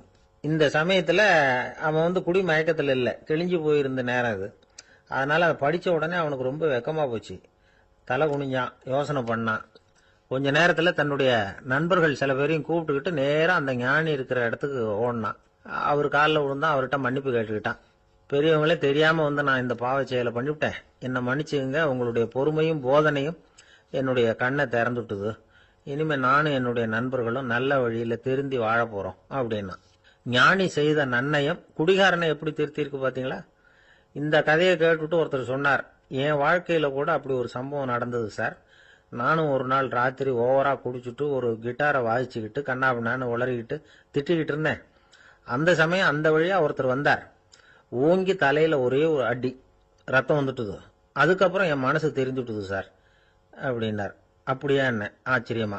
ஆமா சார், அடி விழுந்தது அவர் தலையில இல்ல, என் தலையில. வந்தவர் என்ன அப்படி அடிச்சுட்டார். மயக்கம் தெளிஞ்சதுக்கு அப்புறம் தான் எனக்கு விவரம் புரிஞ்சது. அவர் ஒரு போலீஸ்காரரு அப்படின்னார் ரொம்ப சோகமா. மூன்றாம் பாடல் வைணவர்கள் வாழ்த்தாகச் சொல்லுகின்ற வளமான பாடல். ஓங்கி உலகளந்த உத்தமன் பேர் பாடி நாங்கள் நம் பாவைக்கு சாற்றி நீராடினால் தீங்கின்றி நாடெல்லாம் திங்கள் மும்மாறி பெய்து ஓங்கு பெருஞ்சன்னல் ஊடு கயல் உகள பூங்குவளைப் போதில் பொறிவண்டு கண்படுப்ப தேங்காதே புக்கிருந்து சீர்த்த முலை பற்றி வாங்க குடம் நிறைக்கும் வள்ளல் பெரும் பசுக்கள் நீங்காத செல்வம் நிறைந்தேலோர் எம்பாவாய். மாவலி இடத்தில் வாமனனாய் 3 அடி மண் கேட்டு போன திருவிக்கிரமனாக உயர்ந்த அந்த அவதாரத்தை முதலில் பேசுகிறார்கள். அவனை உத்தமன் என்று சொல்லுகிறாள். அவரது திருநாமங்களை பாடி பரவி இந்த பாவை நோன்பு நோற்று நீராடினால் நாடெல்லாம் மாதம் 3 மழை பெய்யும், நெற்பயிர்கள் ஓங்கி வளரும். விளைந்த அந்த செந்நற் பயிர்களின் ஊடே கிடக்கும் நீரில் கயல் மீன்கள் துள்ளி விளையாடும். பூத்துள்ள குவளை மலர்களிலே அழகிய வண்டுகள் உறங்கி மகிழும். நீர்வளத்தால் நிலவளம், அதாவது வள்ளல் தன்மையுடைய பெரும் பசும் கூட்டங்கள் எங்கும் நிறைந்திருக்கும். மடிகனத்த காரணத்தால் தொட்ட மாத்திரத்தில் குடம் குடமாக அந்த பசுக்கள் கொடுக்கின்ற வள்ளல் பெரும் பசுக்கள். இத்தகைய செல்வச் செழிப்பு என்றும் நீங்காது நிலைத்திருக்கும் என்று வாழ்த்துகிறாள் இந்த 3வது பாடலிலே. ஓங்கி உலகளந்த உத்தமன், குள்ளமாக வந்தவன், ஆனால் ஓங்கி உலகத்தை அளந்த திருவிக்கிரமனாக மேலே உயர்ந்தவன். இதில் நாம் சிந்திக்க வேண்டிய பகுதி ஒன்று இருக்கிறது. இந்த உலகத்தில் வாழ்கிற மனிதர்கள் 3 வகை: அதமன், மத்தியமன், உத்தமன். தன்னலம் மட்டுமே கொண்டு வாழ்கிற மிக கீழானவர்கள் அதமன். தானுண்டு தன் குடும்பம் உண்டு என்கிற ஒரு எளிய வட்டத்துக்குள் வாழ்கிறவன் மத்தியமன். பிறருக்காக வாழ்பவன், அவசியமென்றால் பிறருக்காக தாழ்பவன் எவனோ அவனே உத்தமன்.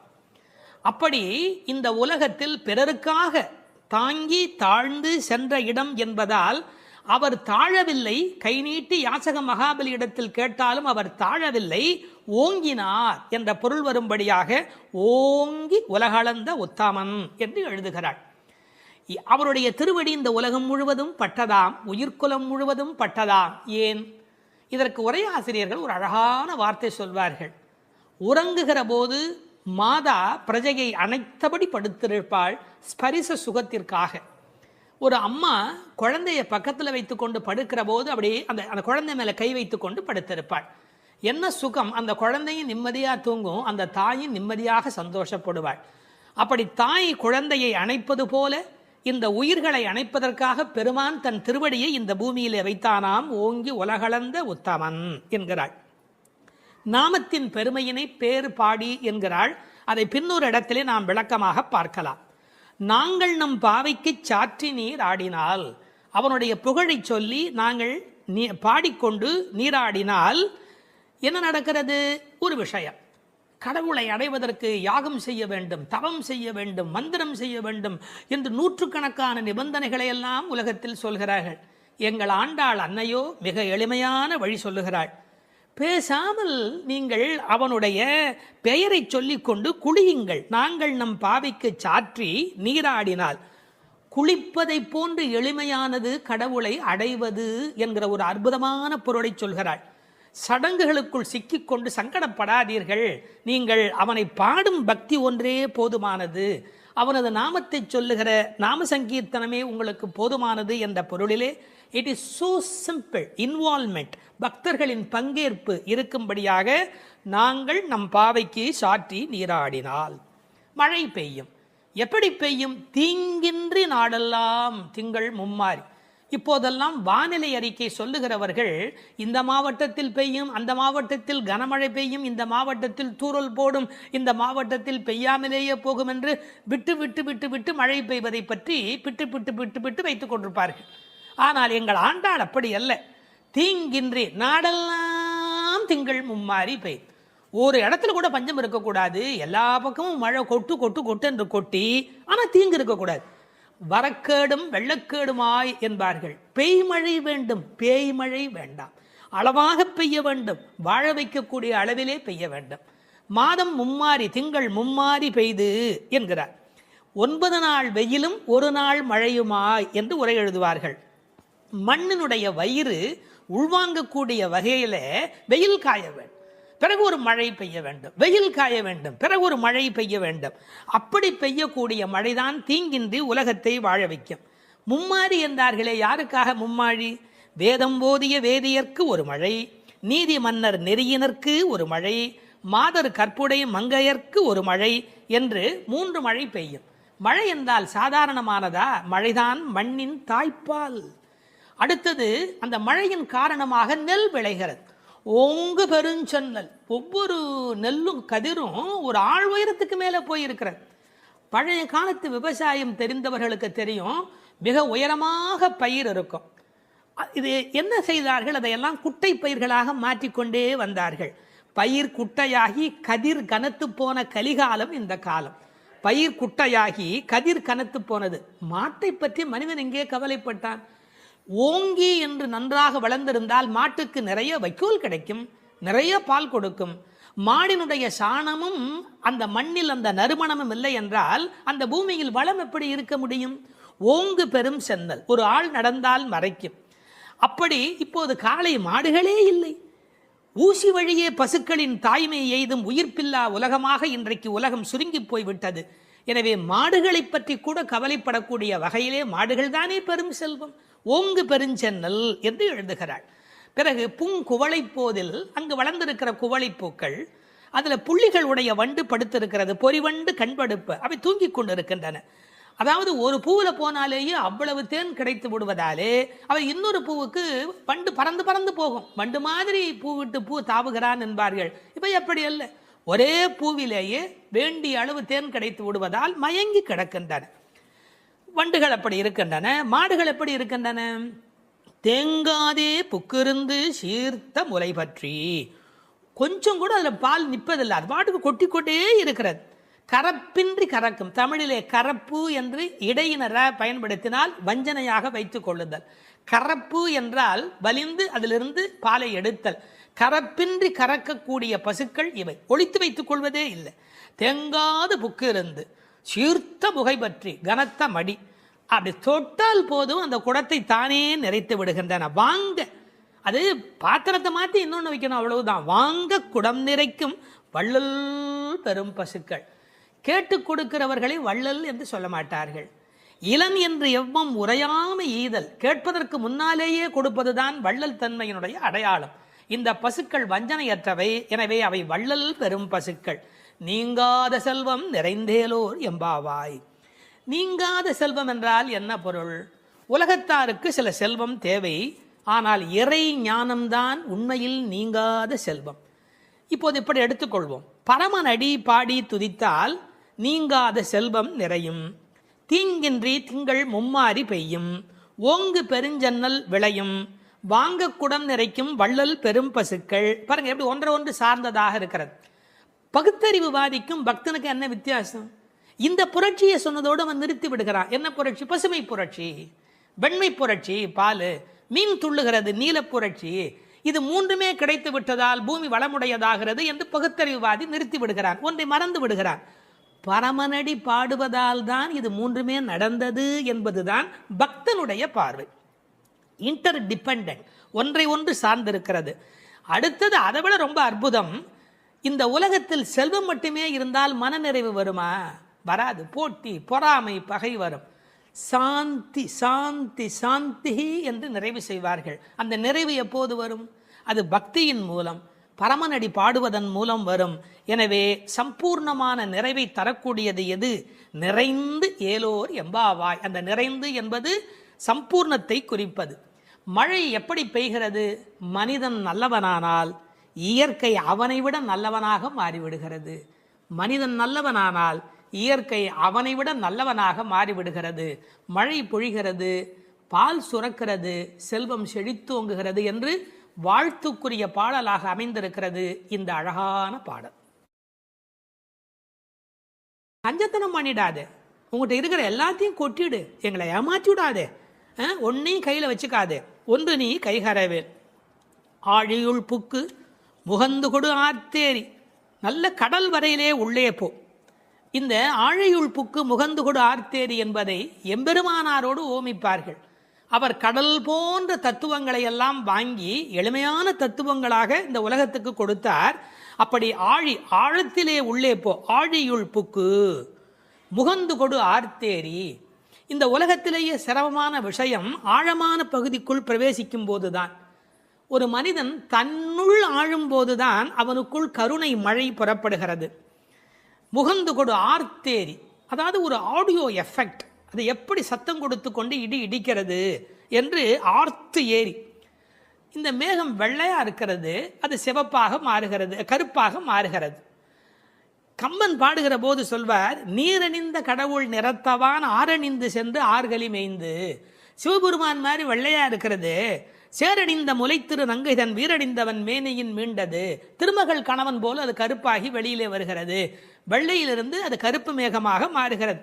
எல்லோரும் கருப்பை வெள்ளையாக்குவார்கள், இங்கு வெள்ளை கருப்பாகிறது. பார்க்கெல்லாம் தலைவனாக விளங்குகின்ற பரந்தாமன் இருக்கிறானே, அவன் போல என்று மேகத்தை பார்க்கிற போது கூட பரந்தாமனை பற்றிய சிந்தனை இங்கு நம்முடைய மனதில் பதியும்படி பாடுகிறாள். எப்படி? ஊழி முதல்வன் உருவம் போல் மெய்கருத்து. இது வீடியோ. ஆர்த்தேரி என்பது ஆடியோ. இப்போது கண்ணுக்கு முன்பாக கொண்டு வந்து நிறுத்துகிறாள். ஊழி முதல்வன், இந்த உலகத்தின் கடைசி காலத்தினுடைய தலைவனாக அவன் விளங்குகிறான். அவனுடைய உருவம் எப்படி மெய் கருத்து விளங்குகிறதோ அதுபோல் நீ இருக்க வேண்டும். காக்கை சிறகினிலே நந்தலாலா நிந்தன் கரிய நிறம் தோன்றுதையே நந்தலாலா என்று கண்ணனுடைய கருப்பை மகாகவி பாரதி அனுபவித்தார் அல்லவா? அதுபோல அந்த உருவம் மெய்கருத்து விளங்குகிறது. பாருங்கள், இடி இடிப்பதில் ஒரு ஆடியோ எஃபெக்ட், அந்த உருவத்தை வர்ணிப்பதில் ஒரு வீடியோ எஃபெக்ட். இந்த ஆடியோ வீடியோ பாடலை நீங்கள் பாடியோ ஆடியோ இந்த உலகத்தில் வெளிப்படுத்த வேண்டும். பாழியம் தோளுடை பத்மநாபன் கையில். இந்த பெருமானுடைய தோள் எப்படிப்பட்ட தோள் தெரியுமா? பருத்த தோள், பெருத்த தோள், நிறைய பலம் தாங்கக்கூடியது. கம்பன் பாடுகிறார், ராமனுடைய தோள்களை பாடுகிற போது, குன்று போன்றுயர் தோளில் கொற்றவில் ஒன்று தாங்கினான் உலகம் தாங்கினான். அந்த ஒரு தோள் போதும் உலகத்தையே தாங்கிறதுக்கு அப்படின்னு, குன்று போன்றுயர் தோளில் கொற்றவில் ஒன்று தாங்கினான் உலகம் தாங்கினான் என்று பேசுவார் கவிச்சக்கரவர்த்தி கம்பன். நாபியில ஒரு தாமரை இருக்கிறது, அதில் பிரம்மா இருக்கிறார், இருமடியாக பெயராக. இவருக்கே பத்மநாபன் என்கிற பெயர் இந்த உலகத்தில் பொருந்தி வருகிறது. இந்த மின்னல் மின்னுகிறது, இடி இடிக்கிறது, அதுவும் பெருமாளுடைய சங்கு சக்கரங்களைப் போல அவளுக்கு காட்சி அளிக்கிறது. அந்த சக்கராயுதம் எப்படி ஒளி உடையதாக மின்னிக்கொண்டு வருகிறதோ, திருவாழி ஆழ்வான் விரோதிகள் இருக்கும் இடமெல்லாம் போய் எப்படி அழிக்கிறதோ அதுபோல அந்த மின்னல் மின்ன வேண்டும். அது பெருமானுடைய ஆயுதத்திலே ஒன்று. வலம்புரி போல் நின்றதிருந்து அந்த சங்கு போல, வலம்புரி சங்கை போல, படைவோர் புக்கு முழங்கும பாஞ்ச சன்னியமும் பல்லாண்டு. அந்த சங்குக்கு எவ்வளவு பெரிய ஏற்றம்! உண்பது சொல்லில் உலகளந்தான் வாயமுதம், கண்படை கொள்ளில் கடல் வண்ணன் கைத்தலத்தே என்று எப்போதும் பெருமாளோடு ஸ்பரிசம் அனுபவித்துக் கொண்டிருக்கிற அந்த சங்கு, வலம்புரி சங்கு, அதுபோல் நின்று அதிர்ந்து அந்த சங்குநாதம் போன்ற ஒரு பெரிய ஒலியை எழுப்பி, தாழாதே சார்ங்கம் உதைத்த சரமழை போல் பெய்திடாய். மழை எப்படி பெய்யணும்? அடம் மழை, அப்படியே சரமழை மாதிரி பெய்யணும். ராமசரம் எப்படி புறப்பட்டதோ, சார்ங்கம் என்ற வெள்ளிலே இருந்து அது எப்படி விடாமல் வந்து கொண்டே இருந்ததோ ராவணனை பார்க்கிற காலத்திலே, அப்படி இந்த மழை அடைமழையாய் பெய்ய வேண்டும். எதற்காக? நாங்களும் மார்கழி நீராட மகிழ்ந்தேலோர் எம்பாவாய். இந்த உலகத்தில் நாடெங்கும் வாழ கேடொன்றும் இல்லை என்பார்கள். எல்லாரும் நல்லா இருந்தால் நாமும் நல்லா இருக்க போகிறோம் இல்லையா? அதனால் இந்த உலகத்தில் எல்லோரும் நன்றாக இருக்க மார்கழி நீராட மகிழ்ந்து நாங்களும் மகிழ்ச்சியாக இருந்து விட்டு போகிறோம். இந்த ஓமை இருக்கிறதே, இது ஓமை அணி இலக்கணத்திலே தலை சிறந்த 4 செய்திகளை உள்ளடக்கியது. எப்படி அந்த மழை பெய்ய வேண்டும் என்று சொல்லுகிற செய்தியில, உருவம் போல் மெய்கருத்து என்றால் அது மெய் ஓமை. ஆழி போல் மின்னி வலம்புரி போல் நின்றதிர்ந்து என்பது வினை ஓமை. சரமழை போல் என்று பேசியது பயன் ஓமை. அணி இலக்கணத்திலே வினை, பயன், மெய், உரு என்ற 4 வகை பெற வந்த ஓமை தோற்றம் என்று ஓமை அணிக்கு எத்தனை சிறப்பு சொல்வார்களோ எல்லாம் பொருந்தும்படியாக தமிழில் ஏற்றம் மிகுந்த பாடல் இந்த பாடல்.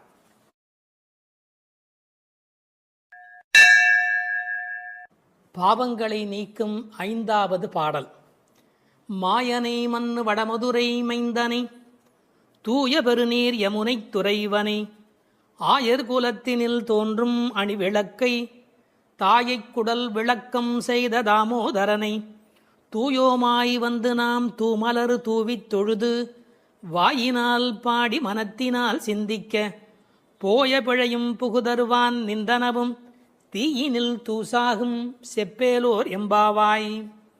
மாயம் வல்லவனும் நிலைபெற்ற வடமுதுரையில் வந்து பிறந்தவனும், தூய்மையான பெரிய யமுனை நதியில் விளையாடியவனும், ஆயர்கள் குலத்திலே வந்து தோன்றிய ரத்தின தீபம் போன்றவனும் தாயாகிய யசோதையின் பெற்ற வயிற்றை பெருமைப்படுத்தி தாமோதரன் என்று பெயர் பெற்றவனுமாகிய கண்ணனை தூய்மையான மனத்தோடு சென்று தூவுகின்ற மலர்களை அவன் திருவடிகளில் இட்டு வணங்கி வாயினால் அவன் புகழைப் பாடி மனத்தினால் அவனை தியானித்து வழிபட்டால் நமது பிழைகள் யாவும் நீங்கும். வந்து சேர இருக்கும் வினைகளும் நம்மை நெருங்கா. அவை தீயில் இட்ட பஞ்சு போல் பொசுங்கி மறைந்து போகும். எனவே அவன் திருப்பெயரை சொல்லுங்கள் என்று அழைக்கிறாள் ஆண்டாள். மாயனை மாயையில் வல்லவன் மாயோன். அவன் பலவிதமான ஆச்சரியமான அற்புதங்களை செய்யக்கூடியவன். எத்தனையோ அசுரர்கள் விதவிதமான வடிவங்கள் எடுத்து அழிக்க வந்தபோது அவர்களோடு பலவிதமான விளையாடலை நிகழ்த்தியவன். எனவே வியப்புக்குரிய செயல்களை செய்கிறவனை மாயோன் என்று அழைப்பது வழக்கம். பழைய தமிழ் பெயர் திருமாலுக்கு உரியது மாயோன் என்று அழைக்கப்படுகிறவன். ஒரே நேரத்தில் எங்கும் இருக்கக்கூடிய அற்புதம் செய்கிறவன். ஆயர்பாடியிலே ஒவ்வொருவரோடும் குறவை கூத்தாடுகிற போது ஒரு கோபிகைக்கு ஒரு கண்ணன் என்று ஒரே நேரத்தில் ஒவ்வொருவரோடும் இருந்தவன். அது மட்டுமல்ல, பகவத்கீதையில் எனது மாயை வெல்ல முடியாதது என்று பேசுகிறார்.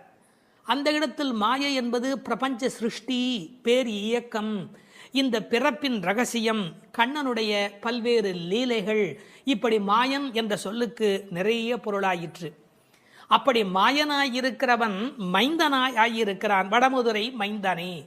அற்புதங்களை செய்யக்கூடிய அடங்க முடியாத மாயன் அடக்கத்திற்குரிய மைந்தனாக மாறியிருக்கிறான். தமிழிலே மகன் மைந்தன் என்று பல்வேறு சொற்கள் மகனை குறிக்கும். வீட்டுக்கு மட்டும் உரியவன் மகன், நாட்டுக்கே உலகிற்கே உரியவன் மைந்தன். ஆகையால் மாயனை நிலைபெற்ற வடமுதுரையிலே வந்து தலைவனாக விளங்குகின்ற மைந்தனை, ஊருக்கென்று வாழுகிறவனை, தூய பெருநீர் யமுனை துறைவனே. யமுனைக்கு தூய என்ற அடைமொழி எதனாலே? அதன் தெளிவு அல்லது ஆழம் அல்லது அகலம், இது எல்லாவற்றையும் விட உரையாசிரியர்கள் ஒரு நயம் சொல்வார்கள். கோதாவரியை சீதை விழித்து தன்னை காப்பாற்றும்படி அழைத்தபோது ராவண பயத்தினாலே கோதாவரி எந்த உதவியும் செய்யவில்லை. ஆனால் இந்த யமுனையோ வசுதேவர் கண்ணனை சுமந்து கொண்டு வருகிற காலத்திலே வழிவிட்டு மிகப்பெரிய நன்மை செய்தது. ஆகையால் இது தூய பெருநீர் என்று ஆயிற்று. அந்த தூய பெருநீர் யமுனை துறைவன். ஒரு நதி எவ்வளவு பெரிய நதியாக இருந்தாலும் பயன் கிடையாது, துறை முக்கியம். நீங்கள் பெரிய பெரிய நதியிலே நீராட வேண்டும் என்றால் படித்துறை என்று ஒரு துறை இருந்தால் தானே நீங்கள் அந்த நதியிலே நீராடி அனுபவிக்க முடியும். இறைவன் பெரியவனாகவே இருந்தாலும் கூட கண்ணன் என்று ஒரு துறை, வைணவம் என்று ஒரு துறை, அதில் கிருஷ்ண அவதாரம் என்கிற ஒரு துறை, ஆண்டாளின் திருப்பாட்டு என்று ஒரு துறை. இப்படி துறை இருந்தால் மட்டுமே குளிப்பது எப்படி, அனுபவிப்பது எப்படி? வெறும் ஆற்றிலே போய் நீராடி விட முடியுமா? அந்த துறை முக்கியம். அந்த யமுனை துறைவன் என்ற சொல்லிலே இருக்கிற அழகு, கோபியரோடு உமிழ்ந்து விளையாடிய தேக சம்பந்தம் உடைய நதி என்று அந்த நதிக்கு பெருமை எழுதினார்கள். ஆயர் குலத்தில் தோன்றும் அணிவிளக்கு, அந்தகாரத்தில் தீபம் போல படிப்பறிவு வழக்கை இடக்கை அறியாத ஆயர் குலம். அந்த குலத்திலே அவன் ஒளிவிளக்காக விளங்குகிறார். வைகுந்தத்திலே இருந்தால் அங்கு எல்லோரும் நித்திய சூரிகள் பிரகாசமாய் இருக்கிறார்கள். ஆனால் ராமனே வந்து பிறந்த போது கூட அவன் வெங்கதிரோன் குலத்துக்கோர் விளக்காய் தோன்றியவன் என்கிறார் குலசேகரர். எனவே அது பகல் விளக்கு, இது இரவு விளக்கு. ஆயர் குலத்தினில் தோன்றும் அணிவிளக்கை மங்கள விளக்கு, தாயை குடல் விளக்கம் செய்த தாமோதரனே. தாமோதரன் என்ற சொல்லுக்கு கயிறு பதிந்த வயிறு உடையவன் என்று பொருள். இந்த மாடுகளை எல்லாம் கட்டி அது அருந்து போன கயிற்றை கன்றுக்குட்டிக்கு கட்டி அதிலிருந்து மீதமான கயிற்றை எடுத்து கண்ணபெருமான் வயிற்றை சுட்டி கட்டுகிறாள் அவனுடைய தாயார். எனவே கயிறு பதிந்த வயிறு உடையவன்.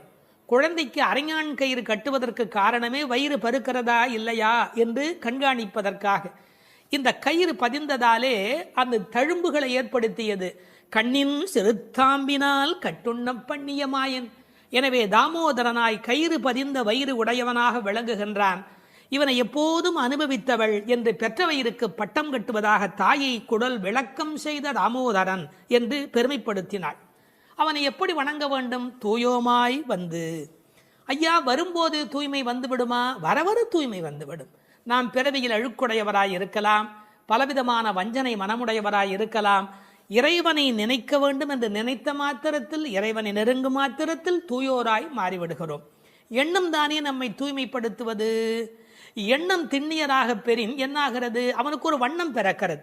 எனவே தூயோமாய் வந்து தூமலர், தூயவர் கையில் இருப்பது தூமலராகத்தானே இருக்க முடியும்.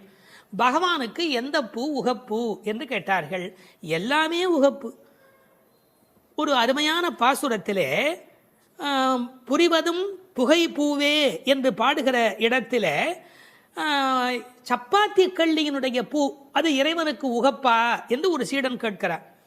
அப்போது உரை சொல்லுகிறவர் ரொம்ப அழகாக சொல்லுகிறார், அதை பகவான் விலக்கி இருக்கிறான் என்று பொருள் அல்ல. பகவானுக்கு எதுவுமே விலக்கு அல்ல. பறிக்கிற பக்தனுடைய கையில் முள் தைத்து விடுமே என்று விலக்கப்பட்டது என்று எழுதுகிறார். என்ன ஒரு கருணை பாருங்கள். ஆக தூமலர் தூவி தொழுது அவனை வாயினால் பாடி மனத்தினால் சிந்திக்க. இந்த உலகத்தில் வாயினாலே பாடுகிறோம், வாய் படைத்த பயன். பாடீர் அவன் நாமும் வீடே பெறலாமே.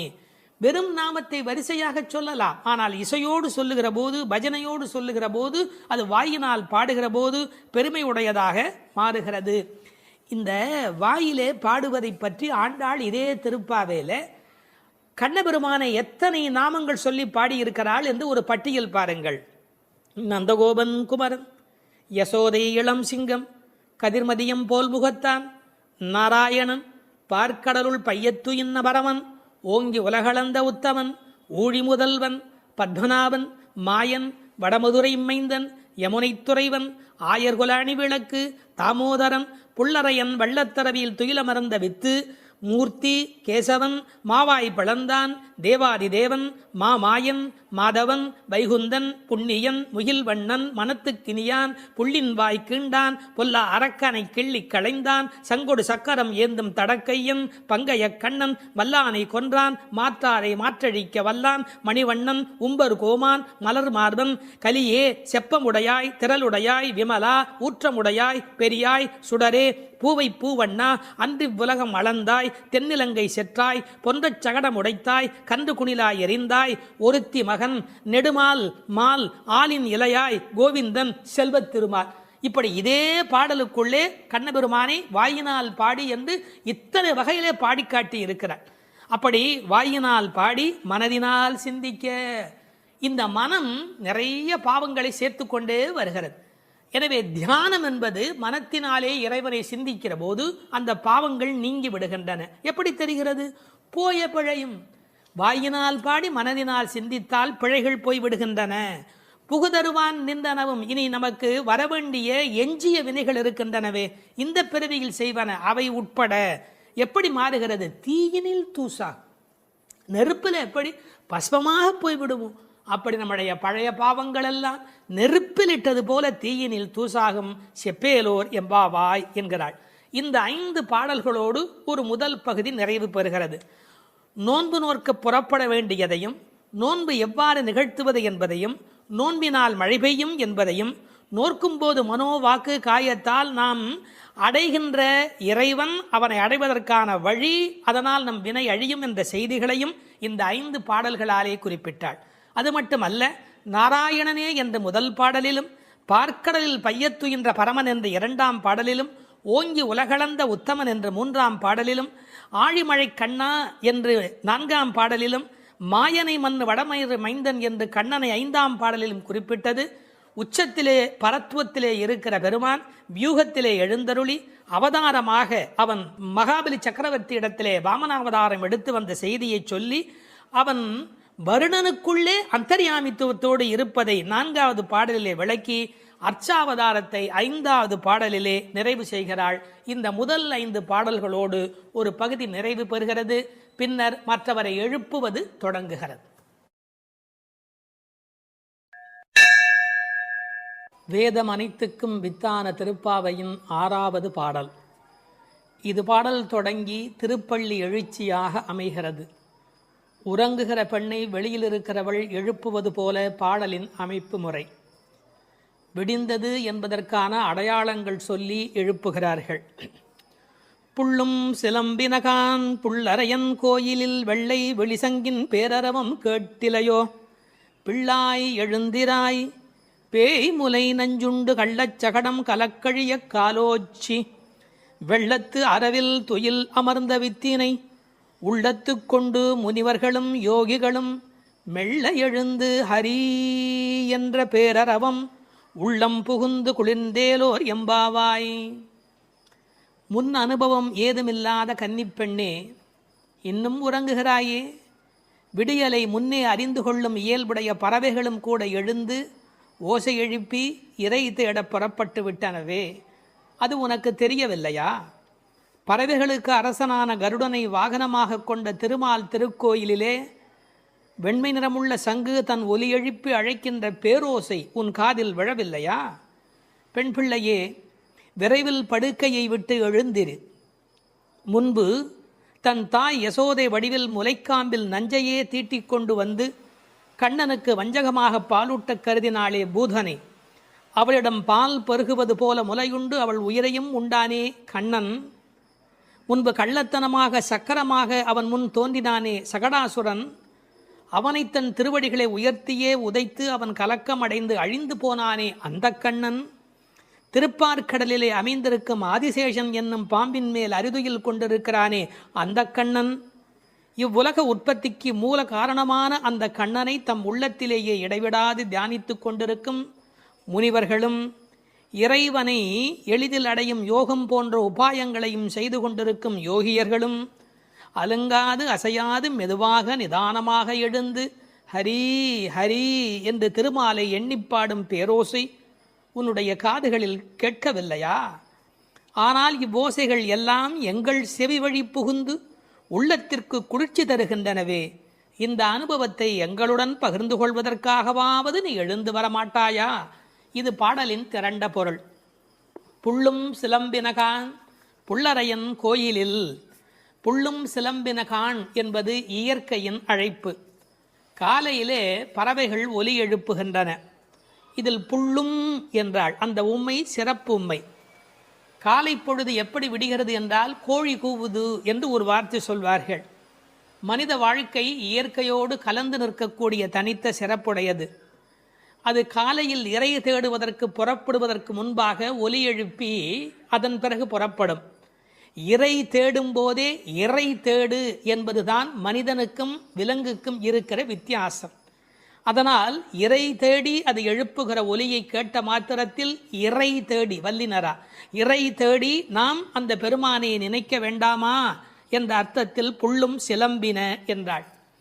தமிழிலே சிலம்புதல் என்றால் ஒலி எழுப்புதல் என்று பொருள். அதிகாலை எழுவதை மனிதன் பறவைகளிடமிருந்து கற்றுக்கொண்டான் என்கிறார்கள். அது மட்டுமல்ல, பறவைகள் மனிதனுக்கு எச்சரிக்கை உணர்வை ஊட்டக்கூடிய ஒரு அடையாளம். ஒரு காலத்தில் காடுகளில் மனித இனம் வாழ்ந்த காலத்தில் பதுங்கி வரும் பாய்ச்சல் மிருகங்கள் குறித்து எச்சரிக்கை ஒலி எழுப்பும் இயல்பு பறவைகளுக்கு உண்டு. எனவே பறவைகளின் ஒலியை பார்த்து வருகிற நன்மை தீமைகளை மனிதன் உணர்கிற பழக்கம் அன்று தொட்டிருந்திருக்கிறது. எனவே வெளியில் விடுகிற விடியலுக்கு அடையாளமாக சொன்னாலும் பறவை ஒலிக்கும் மனித இனத்துக்கும் சம்பந்தம் இருக்கிறதே. புள்ளும் சிலம்பினகான். புல் அரையன் கோயில், பறவைகளுக்கெல்லாம் தலைவன் கருடன். அந்த கருடன் கோயிலிலே, அதாவது திருமாலுடைய திருக்கோயிலிலே சங்கு ஒலி எழுப்பி அழைக்கிறார்களாம். வெள்ளை வெளிசங்கின் பேரரவம் கேட்டிலையோ. வெள்ளை விழிசங்கு அது ரொம்ப தூய்மையான சங்கு. வெறும் நிறம் மட்டுமல்ல, அது எல்லா வகையிலுமே தூய்மையுடைய ஒன்று, வெண்மையுடைய ஒன்று. அது அழைப்பதற்காகவே பயன்படுத்தப்படுவதாலே விழிசங்கு கோயிலிலே நடை திறந்து விட்டது, மக்கள் வரலாம் என்பதற்கான அறிவிப்பு சங்கொலியின் மூலம் அந்த ஊருக்கு தெரிவிக்கப்படுகிறது. எனவே கோயில் அழைப்பு வந்துவிட்டதே, நீ எழுந்திருக்க வேண்டாமா? பேரரவும் கேட்டிலையோ. பறவையின் சப்தம் கூட சின்ன சின்னதாக போயிருக்கலாம். இது எத்தனை பெரிய ஒலி, சங்கு ஒலி எழுப்புகிறார்களே, ஊருக்கே கேட்க வேண்டும் என்று எழுப்புகிறார்களே, உனக்கு தெரியவில்லையா? சங்குக்கும் ஆண்டாளுக்கும் இடையில் இருக்கிற தொடர்பு நாச்சியார் திருமொழி நன்கு படித்தவர்களுக்கு தெரியும். கற்பூரம் நாருமோ கமலப்பூ நாருமோ திருப்பவளச் செவ்வாய்தான் தித்தித்திருக்குமோ, மறுப்பொசித்த செங்கண்மால் வாய்ச்சுவையும் நாற்றமும் விருப்புற்று கேட்கின்றேன் சொல்லாழி வெண்சங்கே என்று சங்கரை பாராட்டி மகிழ்ந்தவள் ஆண்டாள் நாச்சியார். எனவே வெள்ளை வெளிசங்கு அதற்கு என்ன பெருமை என்றால் ஓங்கார ஒலி எப்போதும் சங்கிலே காதில் வைத்தால் கேட்டுக்கொண்டே இருக்கும். நமக்கு ஒரு ஆச்சரியம், கண்ணனாகிய கடவுள் குடியிருக்கிற ஊரில் வேறு ஒரு கோயிலா? கோயில் அழைப்பு என்றால் ராமாயணம் படிக்கிற போது ராமன் நாராயணனை போய் வணங்கி வந்த செய்தி இருப்பதைப் போல கண்ணன் ஊரிலும் திருமால் கோயில் இருந்திருக்கிறது. இதில் புறவிடியல் பற்றி பேசினாலும் உண்மையில் அகவிடியலை பற்றி நாம் சிந்திக்க கடமைப்பட்டிருக்கிறோம். இதெல்லாம் காலை நேரத்து அடையாளங்கள். ஆன்மீக விடியல் என்பது ஏற்பட வேண்டுமென்றால் அறியாமை, இருட்டு போக வேண்டும். நீங்கள் இருட்டை விரட்டிவிட முடியுமா? இந்த உலகத்தில் என்ன முயன்றாலும் இருட்டை விரட்ட முடியுமா? ஒரே ஒரு வேலை இருக்கிறது. ஒரு வெளிச்சத்தை நிறுவுவதுதான் மனிதன் செய்ய வேண்டிய வேலை. எல்லாரும் உட்கார்ந்து கொண்டு இருட்டே போ, இருட்டே போ, இருட்டே போ என்றால் போகாது. ஆனால் ஒரு விளக்கை ஏற்றி வைத்தால் இருட்டு காணாமல் போய்விடும். அதுபோல் நம்முடைய அஞ்ஞானம், அறியாமை என்ற மன இருள் நீங்க வேண்டுமென்றால் நாராயணன், இறைவன், பரம்பொருள் என்ற ஒற்றை விளக்கு நமக்கு போதுமானது. அதை சொல்லிவிட்டு பிள்ளாய் எழுந்திராய் என்கிறார். பெண் பிள்ளைகளை ஏ பிள்ளை என்று அழைப்பது தமிழ் மண்ணிலே இருக்கிற ஒரு மரபு. என்ன பிள்ளை இப்படி பேசிக்கிட்டே இருக்கிறியே அப்படிம்பாங்க. அது சிறு பிள்ளைகளை சொல்லுகிற வழக்கம் உண்டு. பிள்ளாய் எழுந்திராய். இந்த பிள்ளாய் என்பதில் இருக்கிற அழகு, சிறுபிள்ளைத்தனமாக நடந்து கொள்கிறாயே. உனக்கு கோயிலுக்கு வந்து முன் அனுபவம் இல்லையா? இந்த சபரிமலைக்கு போகிற போது கன்னிசாமி என்று அழைத்து கொண்டு போவார்கள். எல்லாரும் எழுந்திருக்கிற நேரத்தில் அவர் எழுந்திருக்க மாட்டார், அந்த முறையாக பூஜையில் கலந்து கொள்ள மாட்டார். கன்னிசாமி அவருக்கு விவரம் தெரியல என்று எல்லோரும் சொல்வார்கள். இந்த பிள்ளை எழுந்திருக்கவில்லை, பிள்ளாய் எழுந்திராய் என்றார். அவள் எழுந்திராமைக்கு காரணம் சோம்பல் மட்டுமல்ல, சோம்பலை தாண்டி இன்னொன்றும் இருக்கலாம். என்ன? கிருஷ்ண மயக்கம் என்றும் காரணமாய் இருக்கலாம். மிக முதிர்ந்த நிலை ஒரு காரணமாய் இருக்கலாம். அவளுக்கு அதிர்ச்சி உண்டாகும்படியாக எழுப்புவதற்கு உரிய கண்ணபெருமானுடைய வரலாறுகளை சொல்லுகிறார்கள். பேய்முலை நஞ்சு உண்டு பூதனே என்ற ஒரு அரக்கி தாய்முலைப்பாலில் அமுதிருக்க தவழ்ந்து தளநடை இட்டு சென்று பேய் முலைவாய் வைத்து நஞ்சு உண்டு பித்தன் என்றே பிறர் ஏச நின்றாய் திருமங்கையாழ்வார் பாடுகிறார். அதாவது தாயிடத்தில் அமுது உண்ணாமல் பேயிடத்தில் போய் உண்டு அவளுக்கு மேலே போவதற்கான வழிமுறையை செய்த பூதனையினுடைய வரலாறு, அரக்கியின் வரலாற்றை சொல்லுகிறார்.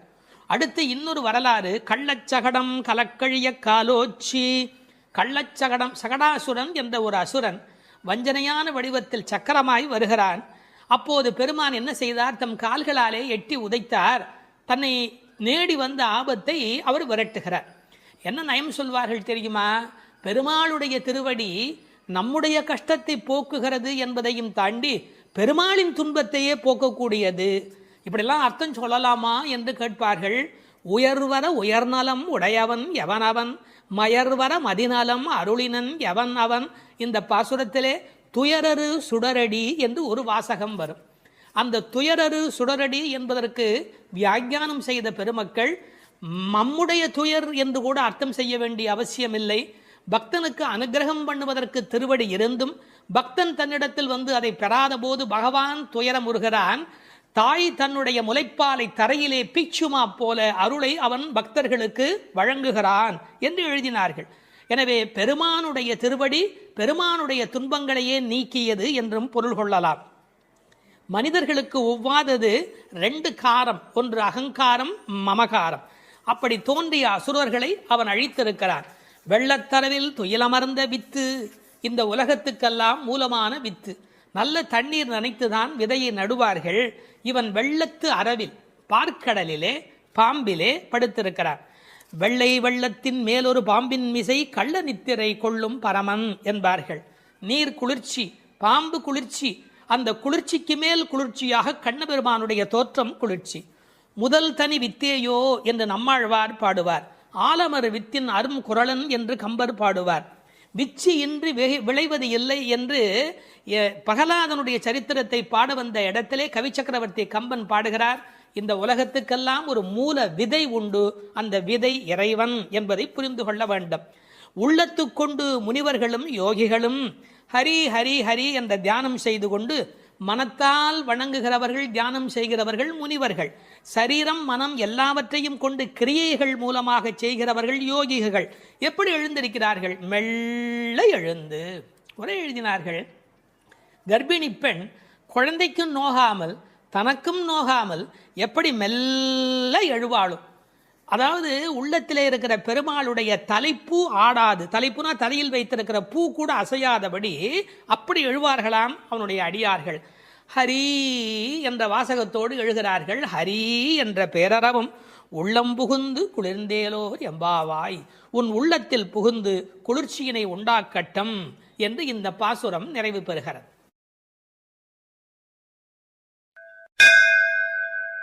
மார்கழி திங்கள் மதி நிறைந்த நன்னாளால் நீராடப் போதுவீர் போதுமினோ நேரிழையீர், சீர்மல்கும் மாய்பாடிச் செல்வச் சிறுமீர்கள் கூர்வேல் கொடும் தொடிலன் நந்தகோபன் குமரன் ஏறார்ந்த கண்ணி யசோதை இளம் சிங்கம் கார்மேனிச் செங்கண் கதிர் மதியம் போல் முகத்தான் நாராயணனே நமக்கே பறை தருவான் பாரோர் புகழப் படிந்தேலோர் எம்பாவாய்.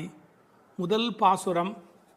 இதனுடைய பொருளை முதலில் சுருக்கமாக பார்த்துவிட்டு பிறகு நாம் விரிவாக சிந்திப்பது பொருத்தம் என்று கருதி உரை முதலில் சொல்லிவிடுகிறேன்.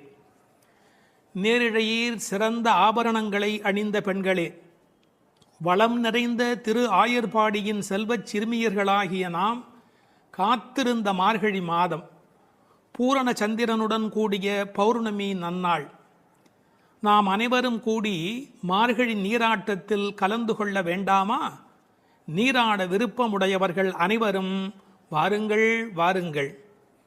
கூர்மையான வேலாயுதத்தை கைகளில் கொண்டவனும் கொடிய போர்த்தொழிலில் வல்லவனுமான நந்தகோபரின் திருமகன் கண்ணன், அழகிய கண்களை உடைய யசோதைக்கு வாய்த்த சிங்கக்குட்டி போன்றவன், மேக நிறத்தவன், சிவந்த கண்களை உடையவன், அவனது கண்கள் சூரியன் போன்றும் சந்திரன் போன்றும் ஒளி வீசக்கூடியவை. அவன் நாராயணன். அவன் நிச்சயம் நமக்கு நோன்பின் பலனை, அதாவது பறை அருள்வான். அதன் பயனாக உலகம் நம்மை புகழும். வாருங்கள் நீராட என்று அழைப்பதாக அமைந்திருக்கிற முதல் பாடல் இந்த பாடல். மார்கழி திங்கள் மதி நிறைந்த நன்னாளால் என்று சிறந்த மார்கழி மாதத்திலே பௌர்ணமி நல்ல நாளிலே இந்த நோன்பு தொடங்குகிறது என்று தொடங்குகிறாள்.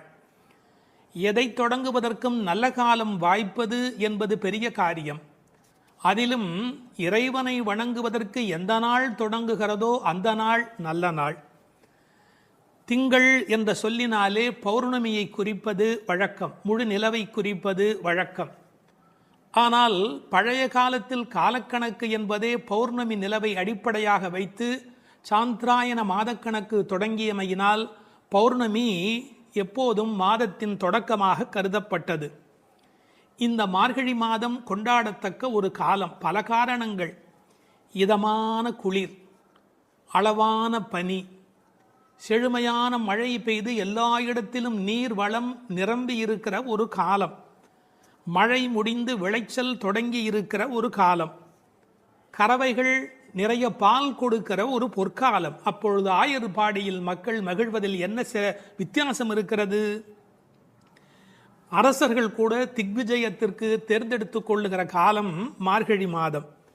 எனவே அந்த மார்கழியை கொண்டாடினார்கள். அது மட்டும் அல்ல, இது ஒரு வெறும் இலக்கியம் அல்ல, ஞான நூல். ஒரு நாளை நாம் பகல் இரவு என்று பிரித்து அதில் பிரம்ம முகூர்த்தம் என்று சிற்றம் சிறுகாலைக்கு முந்திய நேரத்தை கொண்டாடுகிறோம். அப்படி ஒரு வருடமே தேவர்களுக்கு நாளாக மாறுகிற காலத்தில் மார்கழி தேவர்களின் விடியலாய் பிரம்ம முகூர்த்தமாய் கருதப்படுகிறது. மனதை மயக்கும் அந்த மாதத்தில் காற்று மண்டலம் மாசுபடாமல் இருக்கிறது. உடலும் உள்ளமும் புத்துணர்ச்சி உடையதாக விளம்புகிறது. சரியாக சொல்வதென்று சொன்னால் உலகம் தன்னை புதுப்பித்துக் கொள்ளும் பொற்காலம். உலகம் தன்னை புதுப்பித்துக் கொள்ளும் பொற்காலம். அந்நேரத்தில் நாம் நம்மை புதுப்பித்துக் கொள்ளுவதற்குத்தான் மார்கழியில் நோன்பு. மார்கழி திங்கள் மதி நிறைந்த நன்னாளால் மார்கழியை மனிதர்கள் மட்டும் கொண்டாடுவதில்லை. நான் மாதங்களில் மார்கழி என்று கீதையில் கண்ணன் தன்னை மார்கழியாகவே அடையாளம் காணுகிறார். மதி நிறைந்த நன்னாள் என்றாள். ஒரு சின்ன குறிப்பு இருக்கிறது. மதி நிறையும் போது மதி குறையும். என்ன? மதி நிறையும் போது மதி குறையும். பௌர்ணமி நாளில் சில பேருடைய மதி பாதிக்கப்படும். ஆங்கிலத்தில் லுனார் என்ற சொல்லும் லுனாட்டிக் என்ற சொல்லும் ஒன்றுக்கொன்று தொடர்புடையவை. உணர்ச்சி மேலோங்குவதால் மனம் தடுமாறுகிற காலம் மதி நிறைகிற காலம். நாம் உணர்ச்சியை வென்று அறிவை கொண்டு இறைவனை அடைய வேண்டும் என்பதற்காக அந்த மாதம் கொண்டாடப்படுகிறது. மார்கழி மாதத்தின் பௌர்ணமி கொண்டாடப்படுகிறது. மூன்த் என்ற சொல்லும் மந்த் என்ற சொல்லும் ஒன்றிலிருந்து ஒன்று அடிப்படையாக பிறந்தது என்று ஆங்கிலத்திலே ஒரு கணக்கு உண்டு. எனவே மார்கழியை கொண்டாடி அதில் பௌர்ணமியை கொண்டாடுகிறார்கள். ஒரு பெரிய அழகு, இவர்கள் நாள் பார்த்து தொடங்கினார்களோ இல்லையோ, நல்லது தொடங்கும் போது நாள் தானே வாய்க்கிறது, கோல் விழுக்காட்டிலே விழுந்தாற் போலே என்று உரை எழுதுவார்கள். தெருக்களை அடைத்த ஒரு கோலம், வீட்டு வாசல் முகம் கழுவி சாணி தன் தலையில் ஒரு பரங்கிப்பூ கிரீடத்தை வைத்திருக்கிற அருமையான வேளை. புதுமணல் பூத்த ஆற்று வெளியில் நிலவின் தகதகப்பில் கருப்பு கண்ணனுடன் கைகோர்த்து கோபிகைகள் குறவை கூத்தாடி அந்த புண்ணிய பொழுது.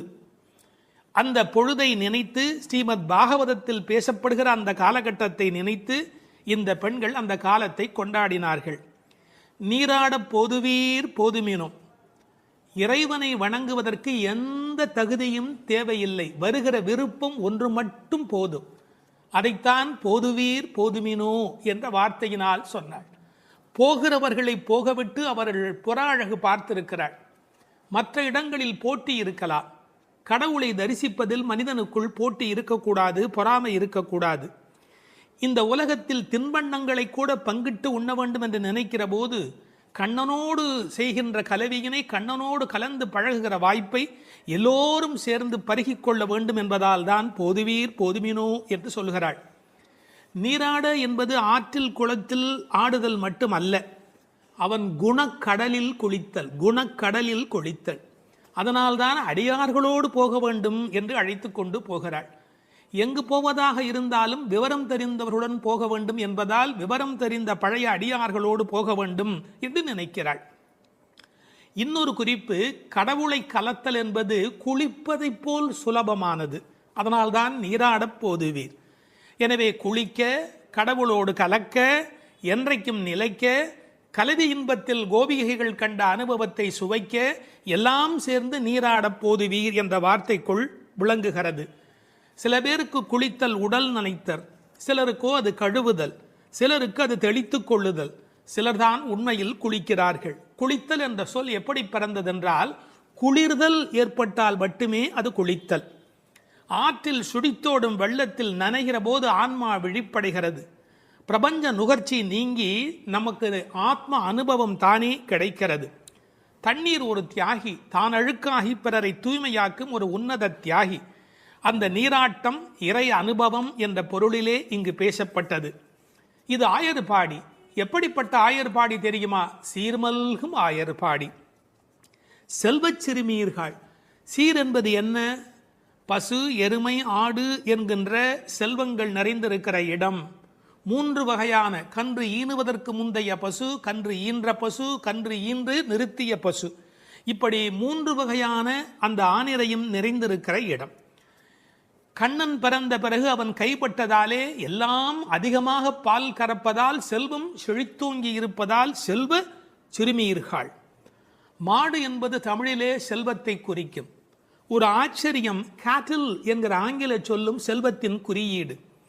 சிறுமீர்கள் என்றது என்ன என்றால் கண்ணனுக்கு ஒத்த வயதுடையீர் என்று பொருள். இப்போது யாரை பார்க்க போகிறார்கள்? கண்ணன் திருமாளிகை, அது நந்தகோபருடைய திருமாளிகை. அவர் சாதாரணமானப்பட்டவர் அல்ல, கூர்வேல் கொடுந்தொழிலன். அச்சத்தை ஏற்படுத்துவாரா என்றால் நன்றாக சாதுவாகத்தான் இருந்தால், பசும்புல் சாப மிதியாதவராய் இருந்தார். ஆனால் கண்ணனுக்கு தொடர்ந்து அசுரர்களால் துன்பம் வந்த காரணத்தினாலே எப்போதும் கையில் வேலோடு போருக்கு தயாராக இருப்பதைப் போல் இருக்கிற கூர்வேல் கொடும் தொழிலன் நந்தகோபன். அவன் குமரன், அடங்கி ஒடுங்கி இருக்கிற அழகான அப்பாவிடத்தில் அடக்கமான பிள்ளை. ஏறானந்த கண்ணி யசோதை இளம் சிங்கம். அவள் கண்ணுக்கு அழகு எப்படி வந்து சேர்ந்தது? அழகு, எழுச்சி, இளமை இவையுடைய கண்ணாக அவள் விளங்குகின்றாளே, எங்கிருந்து வந்தது? கண்ணனையே வைத்த கண் வாங்காமல் பார்த்து கண்ணனை கண்ணில் குடியேற்றியதால் வந்த அழகு. ஒரு நல்ல மகனை பெற்றால் தாய் தந்தைக்கு எத்தனை புகழ் பாருங்கள். ஒரு ஆழ்வார் அனுபவிக்கிறார், அழுகையும் அஞ்சினோக்கும் மண்ணோக்கும் தொழுகையும் எவை கண்ட கண்ணீரே என்று அந்த யசோதையின் கண்கள் கொண்டாடப்படுகின்றன. அங்கு இளம் சிறுமி என்ற வார்த்தையை பயன்படுத்தினாள், இங்கு யசோதை இளம் சிங்கம் என்று சொல்லுகிறாள். அப்பாவிடத்தில் குமரன், ஆனால் தாயிடத்திலே எப்போதும் பிள்ளைகள் வம்பு செய்யும் இளம் சிங்கம். கார்மேனி செங்கண் கதிர்மதியும் போல் முகத்தான், கருப்பான உடல், அதில் சிவப்பான கண்கள். செங்கண் என்பதை சிவந்த என்று பொருள் கொள்வதை விட செம்மை என்று பொருள் கொண்டால் இன்னும் அழகு. கதிர்மதியும் போல் முகத்தார், ஒரு முகமே நிலவாகவும் சூரியனாகவும் எப்படி இருக்க முடியும்? முடியும். நீங்கள் நன்றாக நரசிம்ம அவதாரத்தை உற்று நோக்கினால், எதிரியான இரண்யகசிபுவை நெருப்பு எழப் பார்த்தவன் பக்கத்தில் இருக்கிற பிரகலாதனை அன்பு